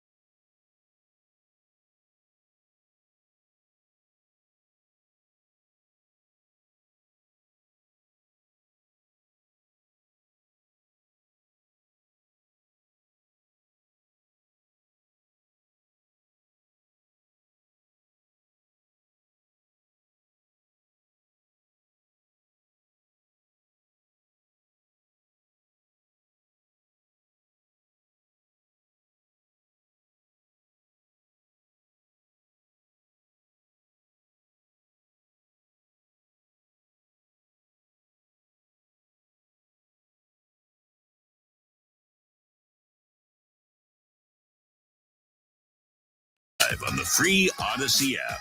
Game Day Uncensored is sponsored by Southern Lexus Dealers. Find your summer getaway at the Lexus Golden Opportunity Sales Event. Get offers on select models through September 3rd. Also sponsored by the free Odyssey app. Download it today to listen to us live or on demand. And by Edmore Sawgrass Cadillac. When it comes to returning your lease, Edmore's has your back. Edmore Sawgrass Cadillac is your lease return headquarters. Click EdmoreSawgrassCadillac.com. Ed Morse is a proud partner of the Miami Dolphins. And welcome back, everybody. Game Day Uncensored here with you, 560 WQAM. Take you guys up until 2 here on the program. No, we won't. That is what I usually say for my midday show. We'll take you up until 8 o'clock here. Wrong show. That's what happened. Hey, listen, I'm not going to complain with Dan Day here, but that's what happens when you do like 8 hours straight. You're like, what time am I doing now? Anyway, we by the way, you guys can listen to Dan Day post-game edition coming your way 11:30 tonight. Get your calls in. He goes up until 1:30. And I might go all the way through Joe Rose show tomorrow. You don't know. Hey, they might need you for Joe tomorrow. Who knows? Is Joe going to be back in? No, that's already booked. I'm doing the Joe Rose show. He's tomorrow. doing Joe Rose. What? Dan Day did. Hold on a second. I did Joe Rose this morning. I know. I heard you this morning. This morning, 6 to 10. Then filled in 2 to 4 on our show. Then did this pregame show, and then is doing the postgame till like 2 in the morning, and then he's going to be back on at 6 a.m. Animal. Wow. Great job, Dan Day. Game ball for you, dude. Keeping this place running with duct tape. The Dolphins could just give us that much effort tonight. They could just make it easy. Although technically a loss would be an easier show, Dan, because then you could just go to calls. For sure. Yeah, for sure. Everybody wants everybody fired. And the season's over. Yeah, like the season will be over.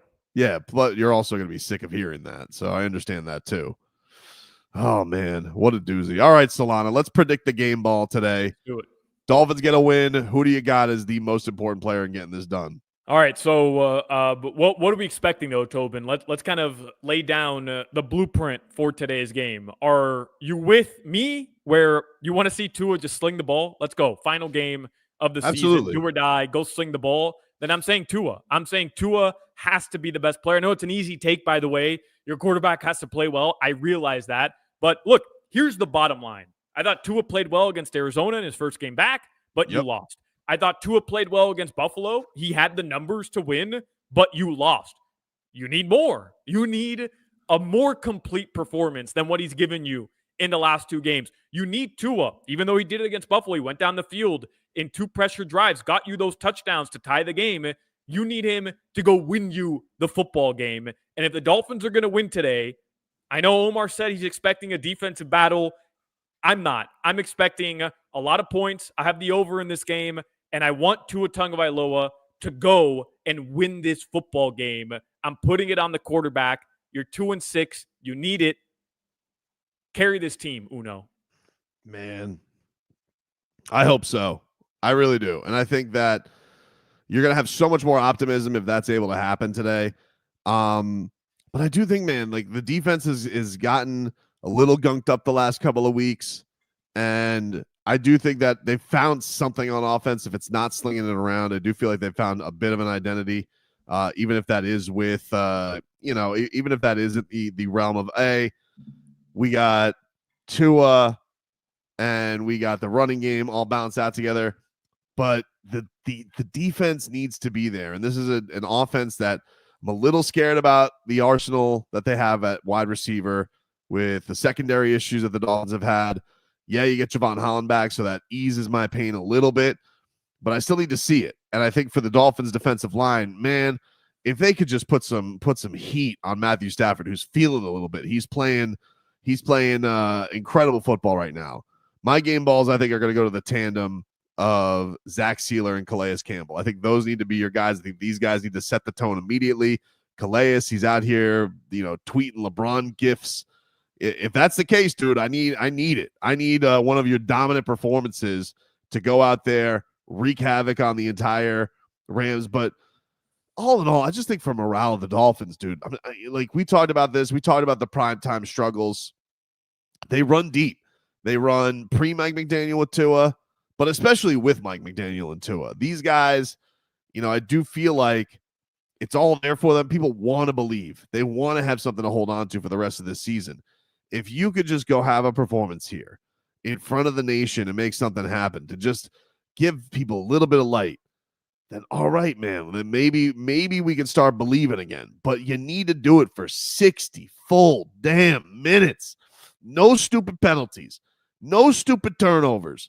Give the best effort you can give on the road in front of the country and give this fan base that believe in you, that yearns to believe in you, something. Because you guys have made us all look a fool. You've made the pessimists look like geniuses. And it's pissed me off, quite frankly. So I want a performance that we can all celebrate for the entire day tomorrow and look ahead with a little bit of optimism to a Raiders game with Christian Wilkins. Is he still there, or is where is he, Colin? You need to tell me, Colin Cowherd. I need to know. He's on the Dolphins. He's on the Dolphins. Colin Cowherd. I was unaware. We need, but it starts tonight. It cannot happen without this win tonight against LA. And I'm 50-50 on Solana. Like, I want to believe, but it's hard for me to wrap my arms around it just because of what they've done this year. I can't blame you, Tobin. First of all, going back to Calais Campbell, look, that dude has done everything this year that you could ask. I thought he was washed up coming here, and he's been the complete opposite. I mean, he made me look like a fool. He's been a stud every single game. You can't tweet out the LeBron Game 6 gif if you're not going to have a big-time performance, all right? So you got to come out and play your ass off if you're going to tweet out that gif before Monday Night Football. Secondly, hey, I don't want to talk about the offseason yet. I don't. Do I think the Dolphins are going to make the playoffs? No, I don't. I truthfully don't. But I don't want to do going into, week 11 next week? I don't want to do what are the Dolphins going to do in the offseason? Should they fire Chris Greer? Should they fire Mike McDaniel? Like, we've done that already for 3 weeks, and I'm sick of it. At least if they win tonight, there's some sort of interest level in the Raiders. There's some sort of interest level in beating the Jets twice, in beating New England at home, and who knows, going up against the Texans, going up against the Niners. Like, there's interest level. You know what happens if they lose tonight, Tobin? You and I got to come on here every Sunday now and talk about meaningless football games and if Julian Hill is going to score a damn touchdown because Tyreek Hill is not playing anymore. And I don't want to do that. I want to do games that are at least somewhat interesting. You win tonight, you keep hope alive. Even if it's a little bit, you keep hope alive. You lose tonight, we are bereft of hope for the rest of the season, and it's only week 11. I feel good about my bets tonight.